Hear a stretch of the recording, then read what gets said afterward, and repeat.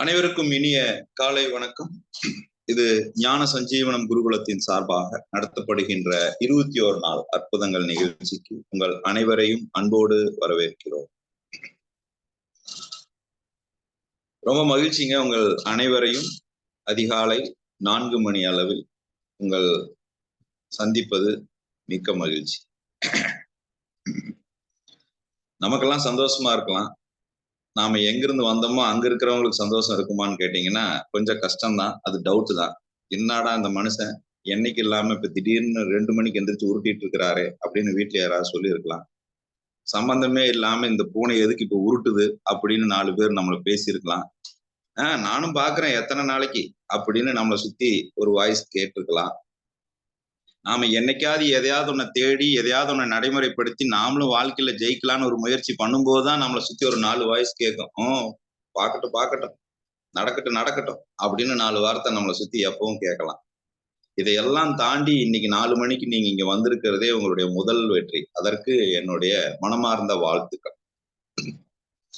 நாம எல்லா நேரங்களிலுமே இந்த மாதிரி ஒரு முயற்சியை முன்னெடுத்துக்கிட்டு தானங்க இருக்கிறோம்.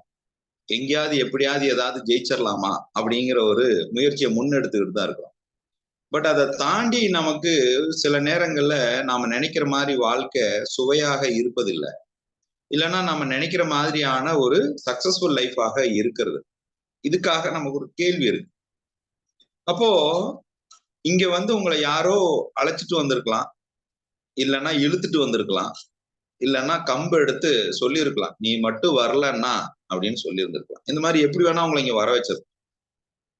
பட் எப்படியெல்லாம் அவங்க உங்களை இங்க வர வச்சிருந்தாலும் உங்களை யார் இங்க அழைச்சிட்டு வந்தாங்களோ அவர்களுக்கு உங்கள் வாழ்க்கையின் மீது மிகுந்த அக்கறை இருக்கிறது அப்படிங்கிறது உங்களுக்கு இந்த நிகழ்ச்சியினுடைய நிறைவுல தான் தெரியும். இந்த 21 நாள் அற்புதங்கள் முடியும் போது உங்களை யார் இங்க அழைச்சிட்டு வந்தாங்களோ அவர்களுக்கு உங்கள் வாழ்க்கையின் மீது எந்த அளவுக்கு அக்கறை இருந்திருந்தா அவங்க உங்களை இங்க அழைச்சிட்டு வந்திருப்பாங்க, இல்ல இழுத்துட்டு வந்திருப்பாங்க, இல்ல கட்டாயப்படுத்தியிருப்பாங்க அப்படிங்கிறது இந்த நிகழ்ச்சியினுடைய நிறைவுல உங்களுக்கு புரியும். இப்ப இந்த நிகழ்ச்சியானது ஒவ்வொரு நாளும் அதிகாலை 4 மணிக்கு துவங்கும். 5:30 வரை மேபி இது பயணிக்கலாம். 4 மணி முதல் 5 மணி வரை நாம ஒவ்வொரு நாளும் சில தலைப்புகளை பத்தி டிஸ்கஸ் பண்ணுவோம். 5 மணிலிருந்து 5:30 மணி வரைக்கும் முழுவதுமாக உங்க கேள்விகளுக்கு பதில் அளிக்கப்படும். என்ன மாதிரியான சந்தேகங்கள் இருந்தாலும், நீங்கள் என்ன குழப்பத்துல இருந்தாலும், சொல்லிக் கொடுக்கறது புரிஞ்சுதா புரியலையா, இல்ல அதை நடைமுறைப்படுத்துறதுல சிக்கல் இருக்குங்களா, இல்ல இன்னும் அதுல என்ன எவ்வளவு தூரம் நீங்க இன்னும் தெரிஞ்சுக்க வேண்டியது இருக்குங்கிற அந்த கேள்விகளுக்கு பதில் அளிக்கப்படும். ஒவ்வொரு நாளும் ஒரு 30 நிமிடம் உங்களுடைய முழுவதுமாக கேள்விகள் தீர்க்கப்படும், குழப்பங்கள் பதில் அளிக்கப்படும். சரி, இது என்ன மாதிரியான நிகழ்ச்சிங்க? இது ஏதாவது ஒரு தன்னம்பிக்கை ஊட்டுற நிகழ்ச்சியா? நிஜமா கிடையாதுங்க. இதுக்கு ஒரு தன்னம்பிக்கை ஊட்டுற நிகழ்ச்சி கிடையாது. அப்ப இது ஏதாவது ஒரு ஆன்மீக நிகழ்ச்சியா? காலங்காத்தால வச்சிருக்கிறீங்களா? சில பேர்த்துக்கு காலங்காத்தாலையா இருக்கலாம். இது சில பேர்த்துக்கு இதுதான் அர்த்தராத்திரியா இருக்கும். நம்மால் இப்பதான் தூங்கவே போவார். புரியுதுங்களா? நைட்டு பூரா உழைச்சு அவர் சாப்பிட்றதே 11:30 11:45 ஆயிருக்கும். அதுக்கப்புறம் ஒரு 1/2 மணி நேரம் போனை பார்த்து அதுக்கப்புறம் கொஞ்சம் ஃபேமிலியில இருக்கிற மற்ற வயசுகள் எல்லாம் நம்ம டிஸ்கஸ் பண்ணிட்டு பெட்டுக்கு போகும்போது 1 மணி 1:30 மணி ஆயிரும். படுத்தோன்னா தூக்கம் வருமா? வராது.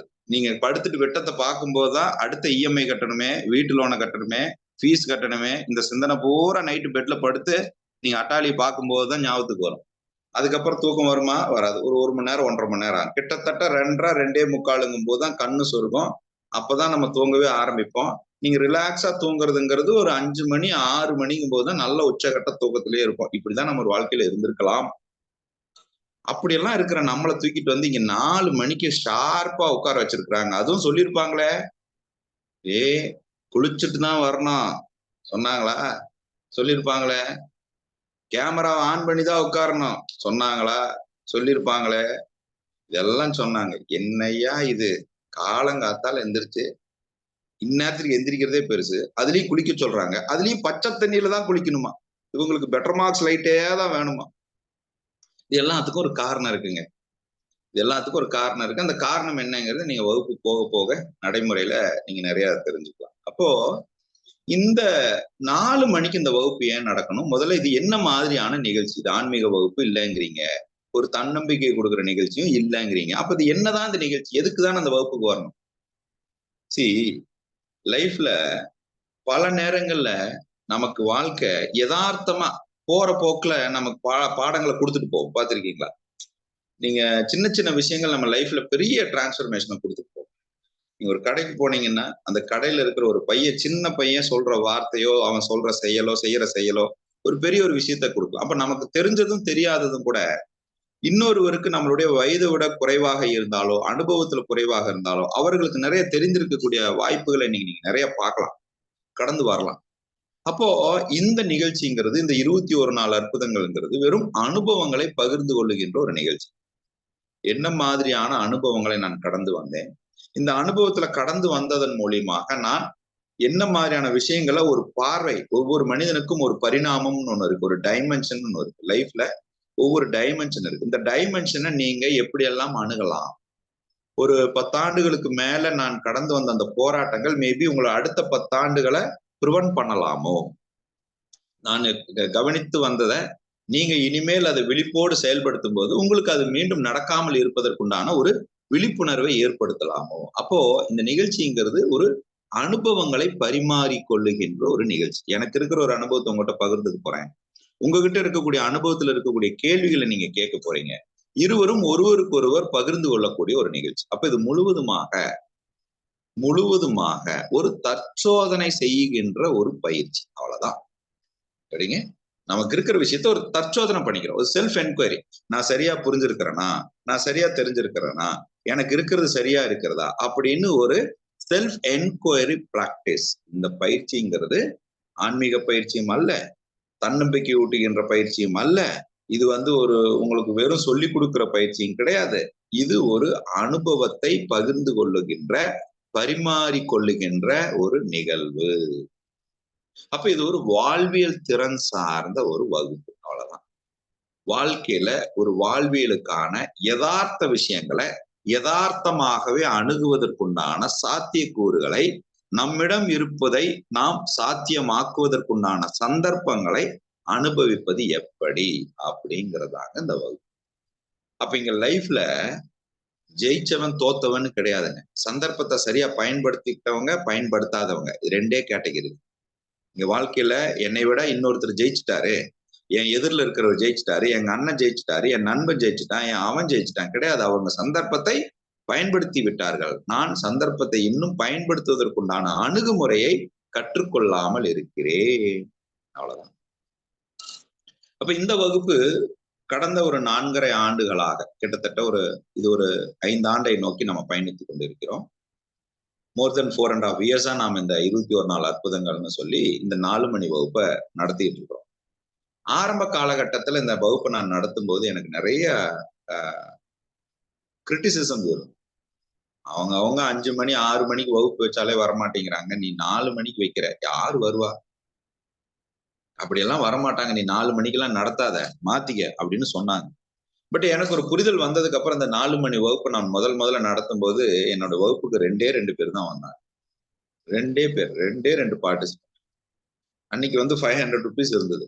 வகுப்பினுடைய காஸ்ட் 500 ருபீஸ்.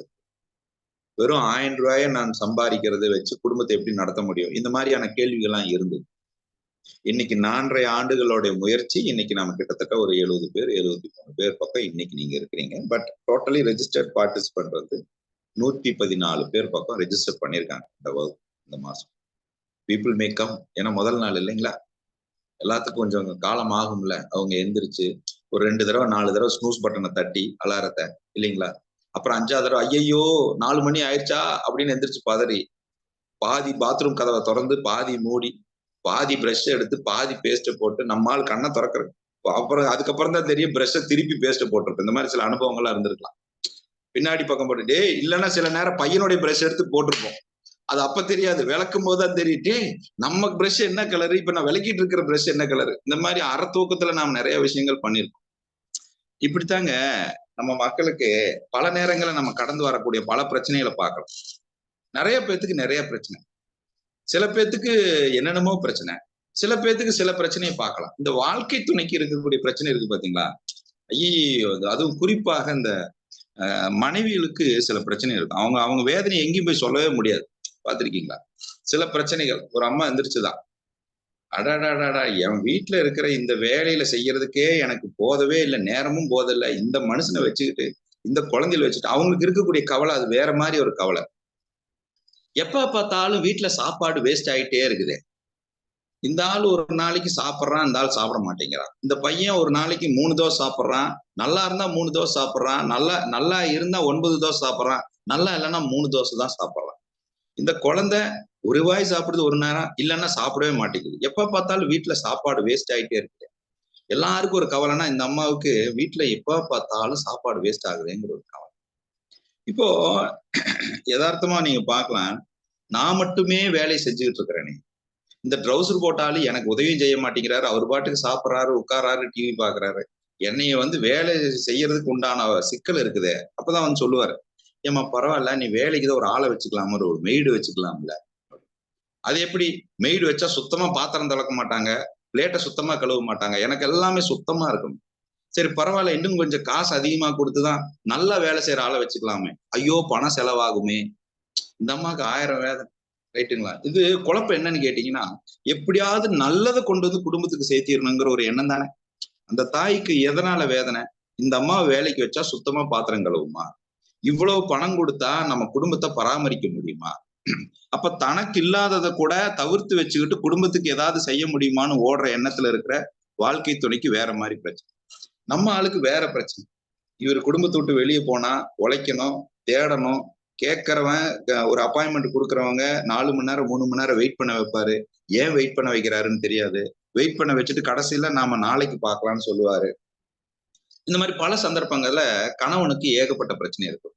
இதெல்லாம் ஒரு பக்கம் இருந்தா கூட இந்த வகுப்பு இந்த மாதம் ஒவ்வொரு மாதமும் இந்த 21 நாள் வகுப்பு வந்து ஒரு டிஃப்ரெண்ட், ஒரு வித்தியாசமான பரிணாமத்துல பயணிக்கும்.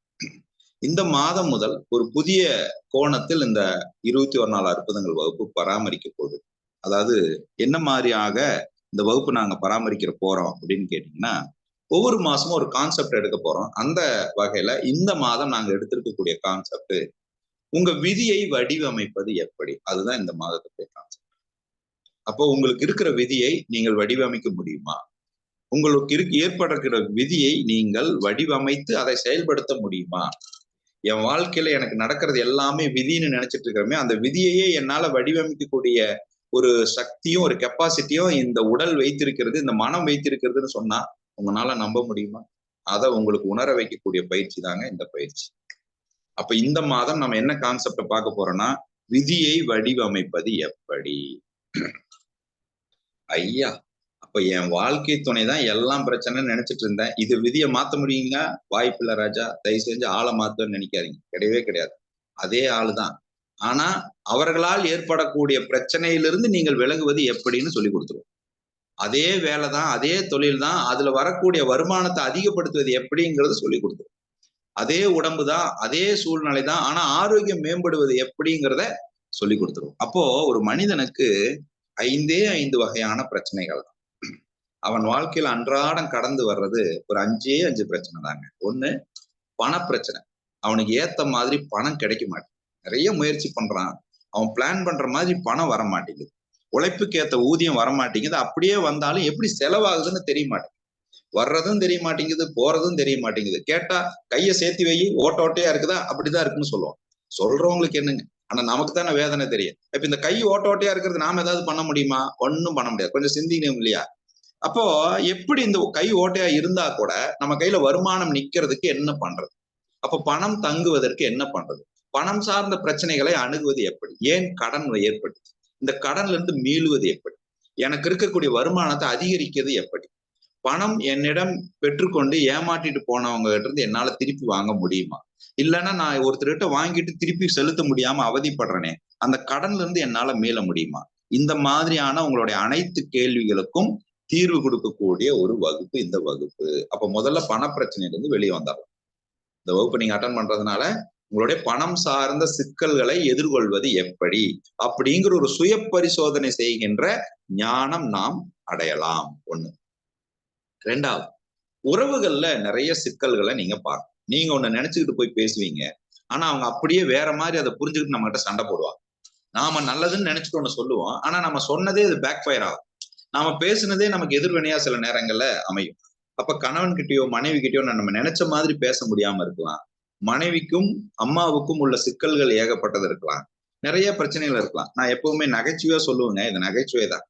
நம்மளுக்கு எல்லா உறவுலையும் பிரச்சனை வரும், எல்லா உறவுலையும் சிக்கல் வரும். ஆனா அந்த மச்சினிச்சி உறவுல மட்டும் சிக்கலே வராது. எப்படின்னு பல ஆராய்ச்சிகள் நடந்து கொண்டே இருக்கிறது. எவ்வாறு மச்சினியிடம் சிக்கலே வராமல் இருக்கிறது, இன்னும் அதற்கு தீர்வு கிடைக்கவில்லை. பட் அது ஒரு பக்கம் இருந்துட்டு போட்டோம், இது நகைச்சுவைக்காக மட்டும் வச்சுக்கங்க. அப்போ நமக்கு நிறைய உறவுகள்ல சிக்கல் இருக்கு. இந்த உறவுகள் சிக்கல் இல்லாத உறவுகளாக நம்மளால் வைத்துக் கொள்ள முடியும். அப்ப சிக்கல்கள் இல்லாத, கான்ஃபிளிக்ட் இல்லாத, கருத்து வேறுபாடுகள் இல்லாத உறவுகளாக நம்மோடு பயணிக்க முடியுமா? நிச்சயமாக முடியும். அந்த தீர்வையும் உங்களுக்கு இந்த வகுப்பில் கொடுக்கப்படும். அப்ப முதல்ல என்னுடைய பணம் சார்ந்த சவால்களுக்கு பதில் கிடைக்கும். இரண்டாவது, உறவுகளை கையாளுகின்ற சூட்சமங்களை தெரிந்து கொள்வதில் எனக்கு பதில் கிடைக்கும். மூன்றாவது, எனக்கு நிறைய ஆரோக்கியம் சார்ந்த பிரச்சனை இருக்கலாம். ஒரு வியாதி போனா இன்னொரு வியாதி வருது, இந்த வியாதி போனா அடுத்த வியாதி வருது. எப்படி இந்த வியாதியிலிருந்து நான் மீண்டு வருவதுங்கிறது குறித்த குழப்பங்கள் உங்களிடம் இருக்கலாம், அல்லது அதற்கான தீர்வுகள் தெரியாம நீங்க திண்டாடி கொண்டு இருக்கலாம். அந்த மாதிரியான குழப்பங்களிலிருந்து நீங்கள் மீண்டு வந்து உங்களுடைய உடலில் ஏற்படுகின்ற வியாதியை நீங்களே செல்ஃபா, சுயமாக குணப்படுத்தி கொள்ளுகின்ற ஒரு சந்தர்ப்பத்தை ஏற்படுத்துவது எப்படிங்கிற உடல் சார்ந்த, மனம் சார்ந்த ஞானம் பெறுகின்ற நிகழ்ச்சி இந்த நிகழ்ச்சி. நாலாவது, உங்களுடைய தொழில்ல நிறைய பிரச்சனை இருக்கலாம். நீங்க ஒண்ணு நினைச்ச அந்த தொழிலை ஆரம்பிச்சிருப்பீங்க, ஆனா நீங்க நினைச்ச மாதிரி அந்த தொழில் இல்லாம இருந்திருக்கலாம். நீங்க நினைச்ச அந்த தொழிலை அபிவிருத்தி பண்ணணும்னு நினைச்சிருப்பீங்க, ஆனா நீங்க நினைக்கிற மாதிரி அந்த தொழில் மூவ் ஆகாம இருந்திருக்கும். நீங்க ஒண்ணு நினைச்சிருப்பீங்க, அது 2 வருஷத்துலயும் 3 வருஷத்துலயும் அந்த மாதிரி எதிர்பார்த்த மாதிரி நடக்காம போயிருக்கலாம். அப்ப என்னென்ன விஷயங்கள்னால என்னால தொழில் மேம்படல, நான் என்ன விஷயத்த செய்வதனால அந்த தொழிலை மேம்படுத்த முடியும் அப்படிங்கிற தொழில் சார்ந்த ஞானம், தொழில் சார்ந்த சிந்தனை, தொழிலில் எனக்கு இருக்கக்கூடிய சிக்கல்களை எதிர்கொள்வது எப்படி, என் பிறப்பின் நோக்கத்திற்கான தொழிலின் ரகசியத்தை தெரிந்து கொள்வது எப்படி, நான் செய்யற தொழில் உண்மையிலேயே என்னுடைய பிறப்பின் நோக்கத்திற்கான தொழிலா, என் பிறப்பின் நோக்கத்திற்கான சுபாவத்தை நான் கண்டுபிடித்து அதை இந்த தொழிலில் நான் நடைமுறைப்படுத்துவதன் மூலியமாக ஒரு மிகுந்த மாற்றத்தை என்னால் ஏற்படுத்த முடியுமா, அதை என்னால் அனுபவிக்க முடியுமா அப்படிங்கிறத குறித்த ஒரு ஞானம் உங்களுக்கு கிடைக்கக்கூடிய வகுப்பு இந்த வகுப்பு. இதெல்லாம் தாண்டி இந்த 4 விஷயம், பணம், உறவு, தொழில், ஆரோக்கியம், தொழில், இது 4 விஷயம் முடிஞ்சது. 5ஆவதா ரொம்ப முக்கியமான ஒரு விஷயம் இருக்குங்க. அதுதான் மத்த எல்லா விஷயத்துக்கும் காரணம். இந்த 5ஆவது என்னன்னு கேட்டீங்கன்னா சமுதாயம். இந்த சமுதாயத்துல இருக்கிறாங்க இல்லையா, அவங்கனால கூட நம்ம வாழ்க்கையில பல நேரங்கள்ல பிரச்சனைகளை நீங்க எதிர்கொள்ளலாம். அப்ப இந்த சமுதாயத்துல நான் ஒரு நல்ல அங்கீகாரம் கொண்ட மனிதனாக வாழ்வது எப்படி, எனக்குண்டான ஒரு மரியாதையை நான் ஏற்படுத்திக் கொள்வது எப்படி, இந்த சமுதாயத்துல 4 பேர் மதிக்கிற மாதிரி ஒரு வாழ்க்கை சூழலுக்குள்ள என்னால வாழ முடியுமா, எப்படி வாழ்வது எப்படி, இது சார்ந்த சிந்தனைகளை நம்மிடம் விதைத்து அதற்குண்டான குழப்பங்களுக்கு தீர்வு கிடைத்து நான் என் வாழ்க்கையை அற்புதமாக வடிவமைத்துக் கொள்வது எப்படி. அப்ப இந்த 5 பிரச்சனைகளிலும் உங்களுடைய விதியை நீங்கள் வடிவமைத்துக் கொள்வது எப்படி அப்படின்னு சொல்லி கொடுக்க போறதாக இந்த வகுப்பு. So simple. அப்ப எனக்கு பண பிரச்சனை நிறைய இருக்குது, கடன் நிறைய இருக்குது, என் தலையெழுத்தே இப்படிதானோ, அப்படியெல்லாம் இல்ல. எனக்கு உறவு பிரச்சனை இப்படி இருந்துகிட்டே இருக்கே, கணவனோ மனைவியோ வாழ்க்கை துணையோ இப்படி அமைஞ்சிட்டாங்களே, என்னால வாழ்க்கையை ஒரு மாதிரி செழிப்பான விதமா மாத்தவே முடியலையே, என் தலையெழுத்து இவ்வளவுதானோ, அப்படியெல்லாம் ஒண்ணும் கிடையாது. நம்ம தலையெழுத்த நாம தான் எழுதி கொண்டிருக்கிறோம். உங்கள் விதியை நீங்கள் தான் வடிவமைத்துக் கொண்டிருக்கிறீர்கள். எல்லாம் பூர்வ ஜென்மத்துல நடந்தது, ஒண்ணும் கிடையாது. எல்லாம் முன்ஜென்ம பாவம், ஒண்ணும் கிடையாது. நீ இந்த ஜென்மத்துல சரியா வாழலைன்னா அடுத்த ஜென்மத்துல நீ சரியான ஆளா பிறக்க மாட்ட. அதெல்லாம் நமக்கு தெரியல, எனக்கு தெரியல. அப்ப நிகழ்காலம் மட்டும்தான் உண்மை. நிகழ்காலத்துல இருக்கிற வாய்ப்பை நீங்கள் சரியாக வசப்படுத்தி வாழ்க்கையை ஜெயிக்க போறீங்களா, இல்ல வாழ்க்கையில ஜெயிக்க போறீங்களா? கிடைச்ச வாய்ப்பை, கிடைச்ச சந்தர்ப்பத்தை பயன்படுத்திக்கிட்டீங்கன்னா நீங்க வாழ்க்கையில ஜெயிக்கலாம். உங்களுக்கான ஜெயிப்பதற்குண்டான வாய்ப்பை உருவாக்கினீர்கள்னா வாழ்க்கையவே ஜெயிக்கலாம். அப்ப வாழ்க்கையவே ஜெயிக்கிறதுங்கிறது உங்களுக்கான விதியை நீங்கள் வடிவமைப்பதற்குண்டான சூட்சமங்களை தெரிந்து கொள்வதாகும். ஒரு சின்ன ஒரு ஸ்டோரி சொல்றேன். இது யதார்த்தமா நீங்க பார்க்கணும். இதுக்குள்ள லாஜிக் எல்லாம் தேடக்கூடாது. எப்பவுமே கதையில லாஜிக் எல்லாம் தேடக்கூடாது. சரிங்களா? நீங்க வந்து இதை வந்து ஒரு ஒரு ஒரு ஒரு யதார்த்தமா அந்த கதையை நீங்க பாருங்க. அதற்கு முன்னாடி எங்களுடைய வேண்டுகோள், நாங்க எப்பவுமே இந்த வகுப்புல உங்களுக்கு குறிப்பிடுவது என்னன்னு கேட்டீங்கன்னா, இந்த வகுப்பு 4 மணிக்கு ஆரம்பிச்சு 5:30 மணிக்கு நிறைவு பெறும். கூடுமான அளவுக்கு உங்க கேமராவை ஆன் பண்ணி வச்சு இந்த வகுப்புல அட்டன் பண்ணுங்க. கேமராவை ஆஃப் பண்ணி அட்டன் பண்றதை தவிர்த்துருங்க. ஏன்னா உங்களுடைய கவனம் குறைவாக இருக்கும்.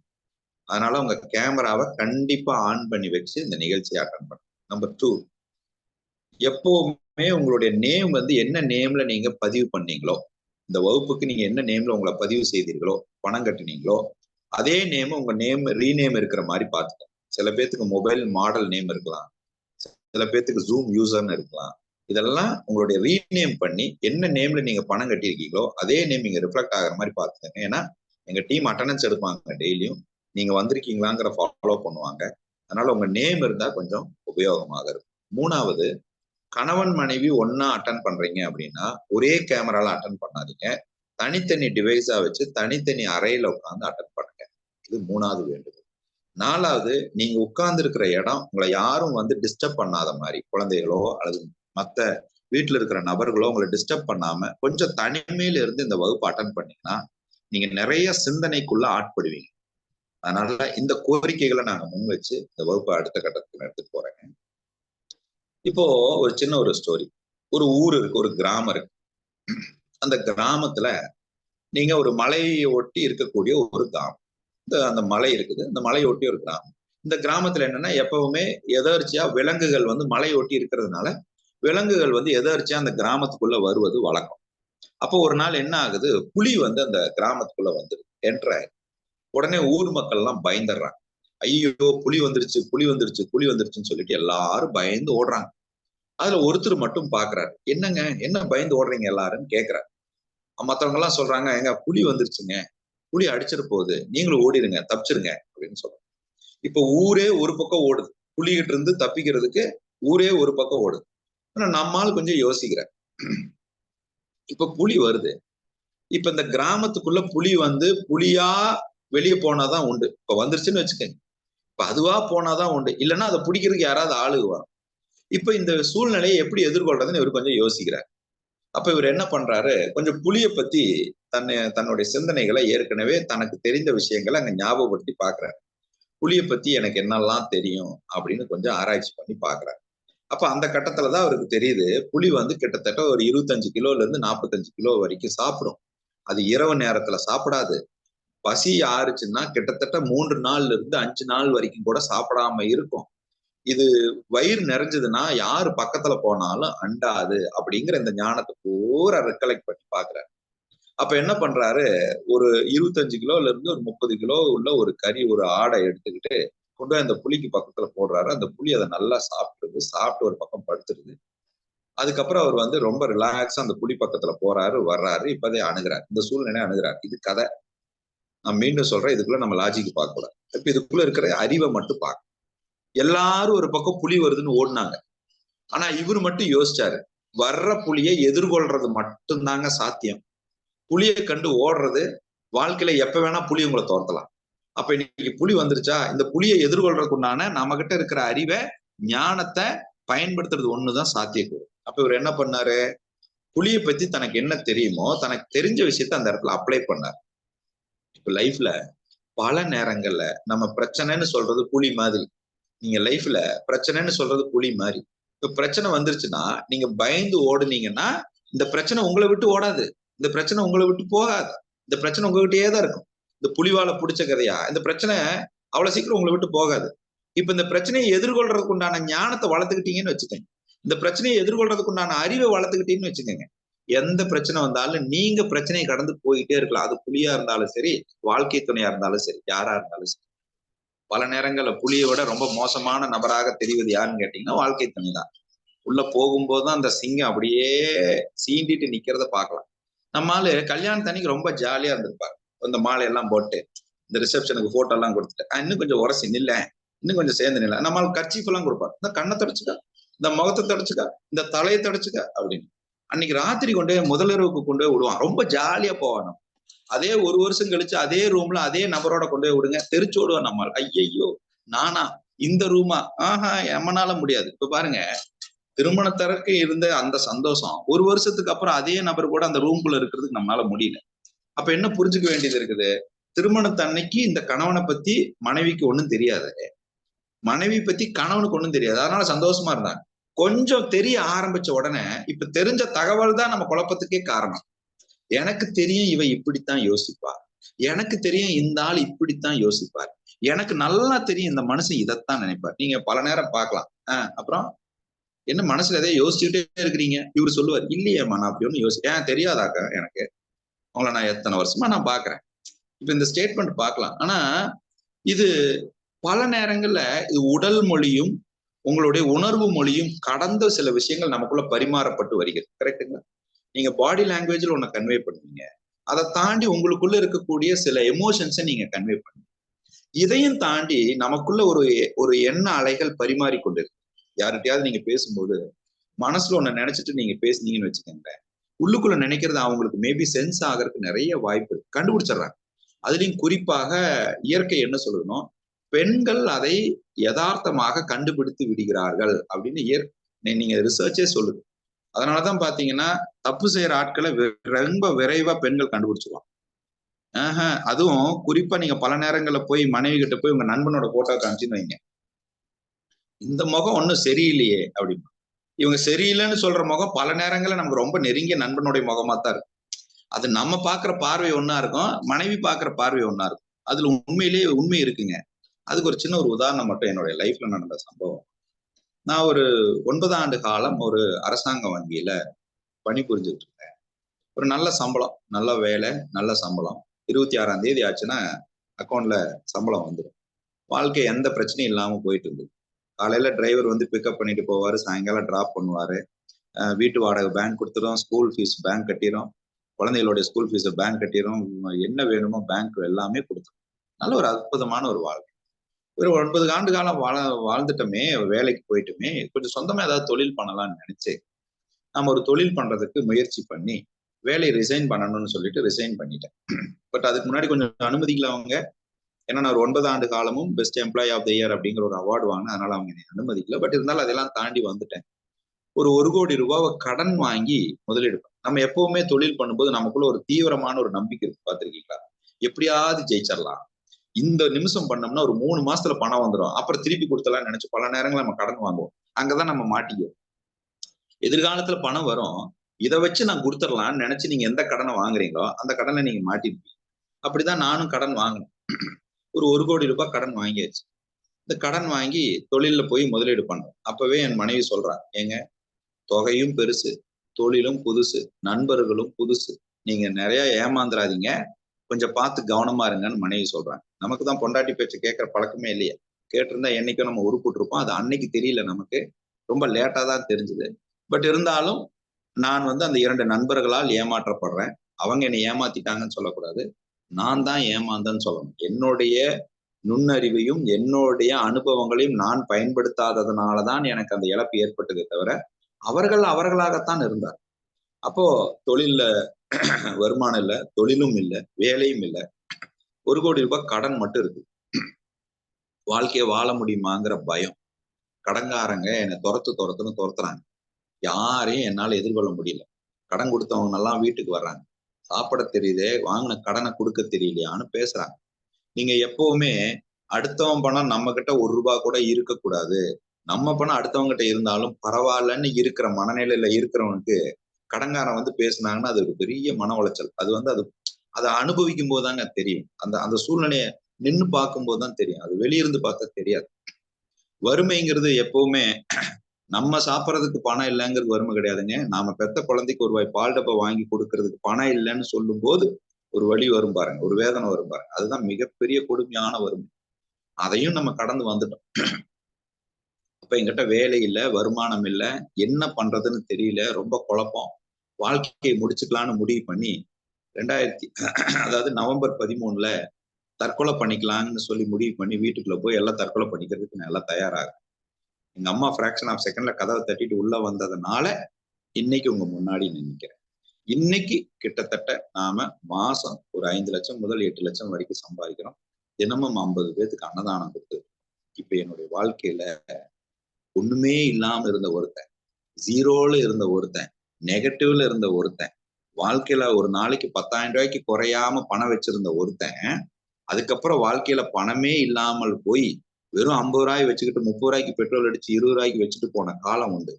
இன்னைக்கு அதையும் தாண்டி நாம லட்சங்களில் வருமானம், நம்மனால கொடுத்த ஞானதானம், நம்மனால கொடுக்க முடிகின்ற அன்னதானம், இந்த மாற்றங்கள் என் வாழ்க்கையில எப்படி நடந்தது, அது எப்படியெல்லாம் நான் ஆக்ஷனுக்கு கொண்டு வந்தேங்கிற இந்த அனுபவத்தை தாங்க அடுத்த 21 நாள் உங்ககிட்ட நான் கலந்துக்க போறேன், பகிர்ந்துக்க போறேன்.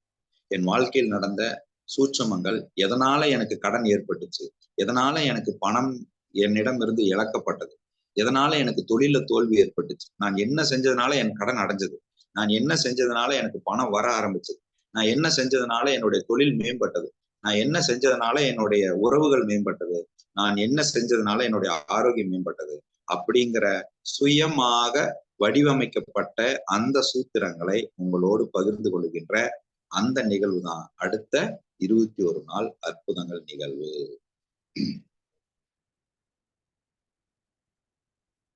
இந்த மாதிரியான காலகட்டங்கள்ல எனக்கு பிரச்சனை இருக்கும்போது நான் போகாத கோயில் இல்ல, கும்பிடாத சாமி இல்ல, பார்க்காத ஜோசிகாரங்க. நமக்கு பிரச்சனை வந்தா எங்க போவோங்க?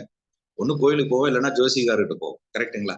இது 2 இடத்த தாண்டி நம்ம வேற எங்கேயும் போறது இல்லை. இல்லைன்னா என்ன பண்ணுவோம்னா, நம்மளை பத்தி ரொம்ப தெரிஞ்ச நண்பர்கிட்ட போய் புலம்புவோம். என்னடா பண்றது, வாழ்க்கை இப்படி இருக்குதே. இதை தாண்டி நாம ஒரு விஷயத்த கவனிக்கிறதே இல்லை. நமக்கு ஏன் இப்படி நடந்தது அப்படின்னு இன்னொருத்தர்கிட்ட தான் கேள்வி கேட்கிறோமே தவிர, நாம இது வரைக்கும் கேள்வி கேட்டதே கிடையாது. நீங்க நல்லா போய் யோசிச்சு பாருங்க. எனக்கு ஏன் இப்படி நடந்ததுன்னு நமக்குள்ள நாம இது வரைக்கும் கேள்வி கேட்டதே கிடையாது. நாம என்ன பண்ணோம்னா, ஒண்ணு இறைவன் கிட்ட கேட்போம், கடவுள்கிட்ட கேட்போம், இல்லைன்னா ஜோசிகார்கிட்ட கேட்போம், இல்லைன்னா அந்த குறி சொல்ற ஆளுகிட்ட கேட்போம்.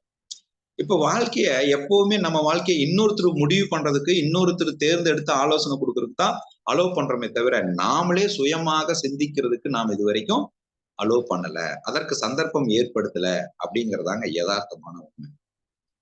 அப்போ இன்னைக்கு நிகழ்வுல நான் ஒரு சின்ன ஒரு கான்செப்ட சொல்றேன். இந்த கான்செப்ட நீங்க எத்தனை பேர் புரிஞ்சுக்க முடியுதுன்னு பாருங்க. இப்போ உதாரணமா நீங்க கடையில போய் ஒரு பொருள் வாங்குனீங்கன்னா, அந்த பொருளுக்கு ஒரு எக்ஸ்பைரி டேட் இருக்கு. கரெக்ட்டுங்களா?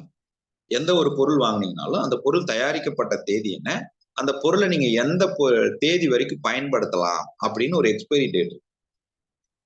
அது பெரிஷபிள் கூட்ஸ், நான் பெரிஷபிள் கூட்ஸ்னு 2 இருக்கு. அழுகும் தன்மை கொண்ட பொருள், அழுகாத தன்மை கொண்ட பொருள் அப்படின்னு 2 தன்மை கொண்ட பொருள் இருக்கு. அழுகிற பொருட்களுக்கெல்லாம் அந்த இதை போட்டிருப்பாங்க. இப்ப அழுகாத பொருளுக்கு தேதி கிடையாது. இப்ப போய் இரும்பு வாங்குறீங்க, ஸ்டீல் வாங்குறீங்க, அதுல ஏதாவது எக்ஸ்பைரி டேட் போட்டிருக்காங்களா? போடல. ஆனா நீங்க நல்லா கவனிச்சு பாருங்க, அழுகாத பொருள்னா கூட அதை கொஞ்சம் பயன்படுத்தாம வச்சா துருப்பேறுமா? அப்ப துருப்பேறாத பொருள் பயன்படுத்துறதுக்கும் துருப்பேறின பொருளை பயன்படுத்துறதுக்கும் வித்தியாசம் இருக்குல்ல. அப்ப எந்த ஒரு பொருளுக்குமே ஒரு காலாவதி ஆகக்கூடிய ஒரு அவகாசம் என்று ஒன்று இருக்கிறது. கரெக்ட் தானுங்க? ஒரு காலம் என்பது ஒரு முக்கியமான ஒரு விஷயமாக இருக்கிறது. நாம என்ன பாக்குறோம், நம்ம லைஃபுக்கு எதுங்க எக்ஸ்பைரி? நம்ம லைஃபுக்கு என்னங்க எக்ஸ்பைரி? உடம்புல உயிர் இருக்கிறதுங்கிறது லைவ், உடம்புல உயிர் இல்லைன்னா அது எக்ஸ்பைரியா? கொஞ்சம் யோசிச்சு பாருங்க. What is expiry for our life? நம்ம வாழ்க்கைக்கு எக்ஸ்பைரிங்கிறது என்ன? யாராவது ஒரு பதில் சொல்லுங்களேன் பாப்போம். ஏன்னா எப்பவுமே இந்த 4:45 இருந்துங்க 5 மணி வரைக்கும் ரொம்ப குரூசியலான டைம். ரொம்ப ரொம்ப குரூசியலான டைம். நீங்க சொல்லுவீங்க, டே தூங்கிறாதன்னு சொல்லுவீங்க. அவன் கேட்க மாட்டானே. அவன் என்ன வாழ்க்கை துணையா சொல்றதெல்லாம் கேட்கறது? அவன் நம்ம பேச்ச கேட்கவே மாட்டானே. தூங்குடா கைப்புள்ளங்கிற மாதிரி நமக்குள்ள ஒரு தூக்கம் வந்துகிட்டே இருக்கு. அது புதுசா வேற தூங்கி எந்திரிச்சிருக்கிறோமா? இந்த 4 மணி வகுப்புக்கு 1 மணிக்கு மேல நம்ம எந்திரிச்சு போன பார்த்திருப்பீங்க கண்டிப்பா. 4 மணி ஆச்சா, 4 மணி ஆச்சா, ஏன்னா விட்டுறக்கூடாது. இந்த 1 மணிக்கு அப்புறம் நீங்க அலாரம் அடிக்குதான்னு பார்த்தே பாதி தூக்கத்தை இழந்திருப்பீங்க. சில பேர் முந்தின நாள் நைட்ல இருந்து தூங்கிருக்கவே மாட்டான். நான் தூங்கிட்டா என்ன பண்றது, அலாரம் அடிச்சா எந்திரிக்கலன்னா என்ன பண்றதுன்னு தூங்கிருக்கவே மாட்டான். சில பேருங்க இதுக்காக ஆவலா காத்துக்கிட்டு இருந்திருப்பீங்க.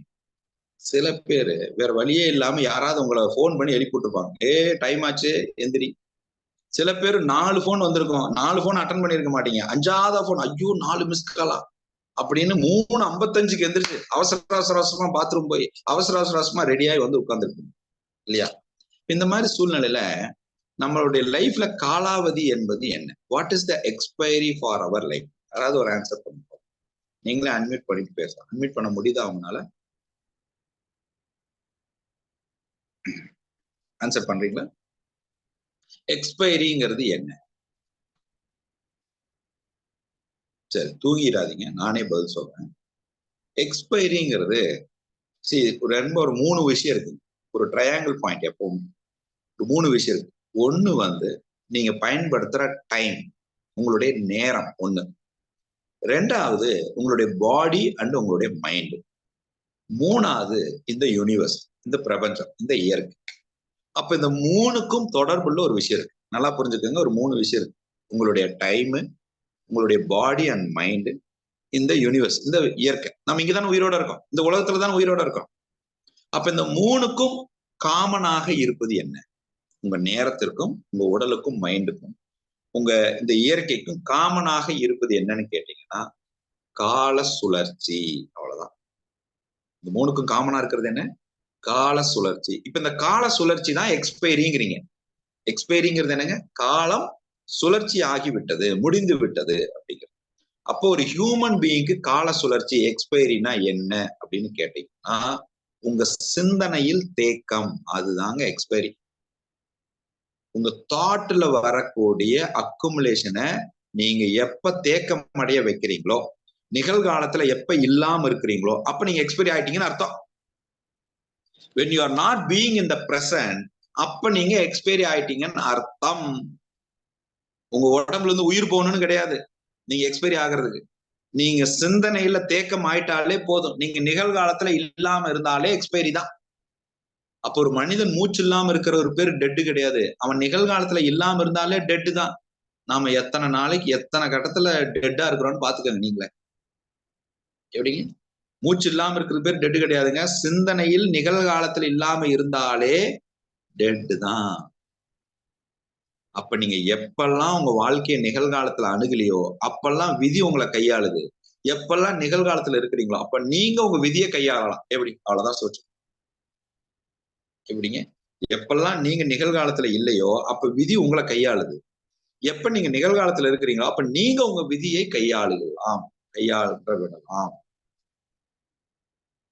அது எப்படிங்கிறத அடுத்தடுத்த வகுப்புல பார்க்கணும். அப்போ நீங்க இன்னைக்கு ஒரு சாப்பாடு வைக்கிறீங்க, அந்த சாப்பாடு நல்லா இருக்குது. கொஞ்சம் காலம் ஆச்சுன்னா நாளைக்கு அது பழைய சாப்பாடா மாறிடும். அதே அரிசி தானே, அதே சாப்பாடு தானே. அப்ப குறிப்பிட்ட காலத்துக்கு அப்புறம் அந்த சாப்பாட்டை உங்களால பயன்படுத்த முடியல. கரெக்டா? குறிப்பிட்ட காலத்துக்கு அப்புறம் அந்த பொருளை நீங்க பயன்படுத்த முடியல. ஆனால் அந்த பொருளுக்கு வேற ஒரு பயன்பாட்டு தன்மை இருக்கும். அதே சாப்பாட்டை எடுத்துட்டு போய் பிணைஞ்சு நம்மால் வடாகம் போடுவோம். பார்த்திருக்கீங்களா?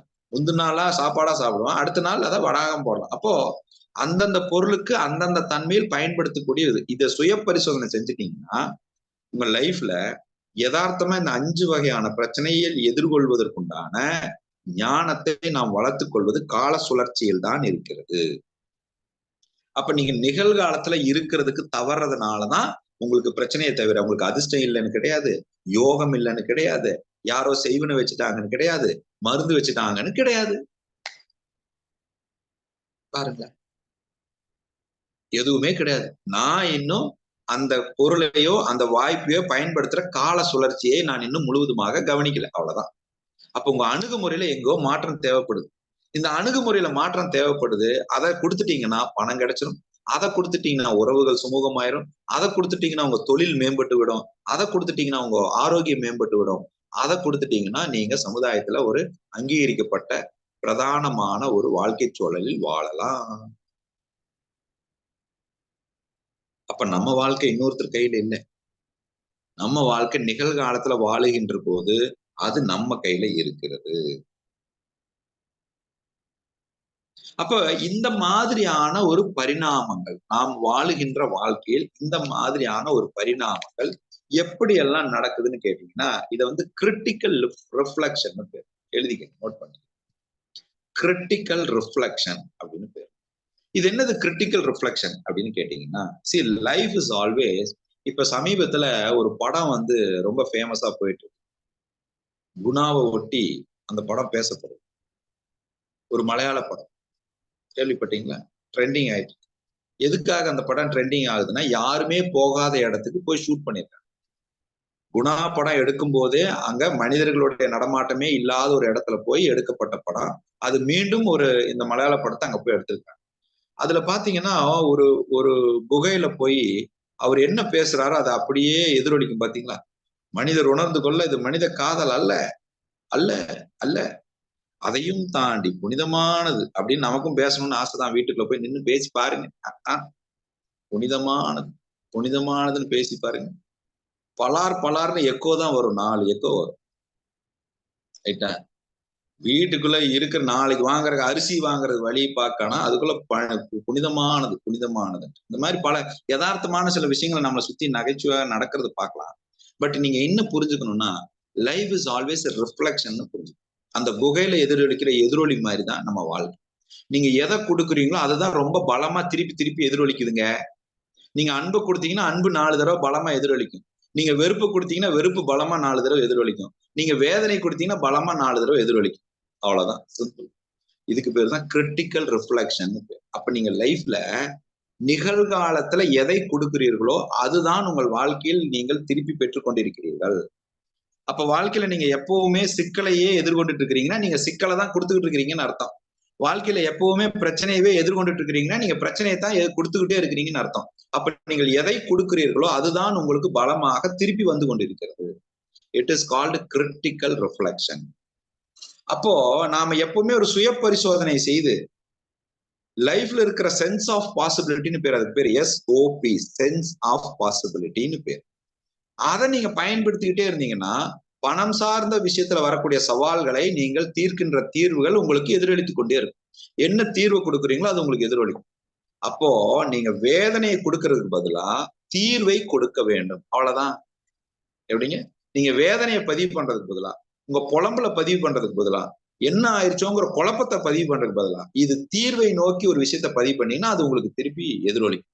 அப்ப கிரிட்டிக்கல் ரிஃப்ளெக்ஷன் அப்படிங்கிறது உங்களுடைய எண்ணங்களுடைய பதிவுகள். நீங்க என்ன தாட்டை விதைக்கிறீங்களோ அந்த தாட்டு தான் உங்ககிட்ட விருட்சமாக மரமாக வளர்ந்து நிக்குது.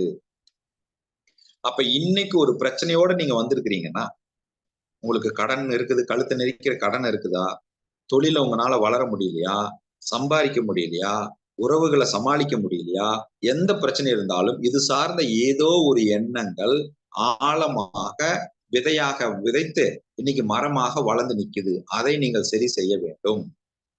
அப்போ உங்களுக்கு பணம் இல்லைங்கிறது பிரச்சனை அல்ல, உறவுகள் சரி இல்லைங்கிறது பிரச்சனை அல்ல, தொழில் சரியாக இல்லைங்கிறது பிரச்சனை அல்ல, ஆரோக்கியம் சரியா இல்லைங்கிற பிரச்சனை அல்ல, சமுதாயம் சரியா இல்லைங்கிற பிரச்சனை அல்ல.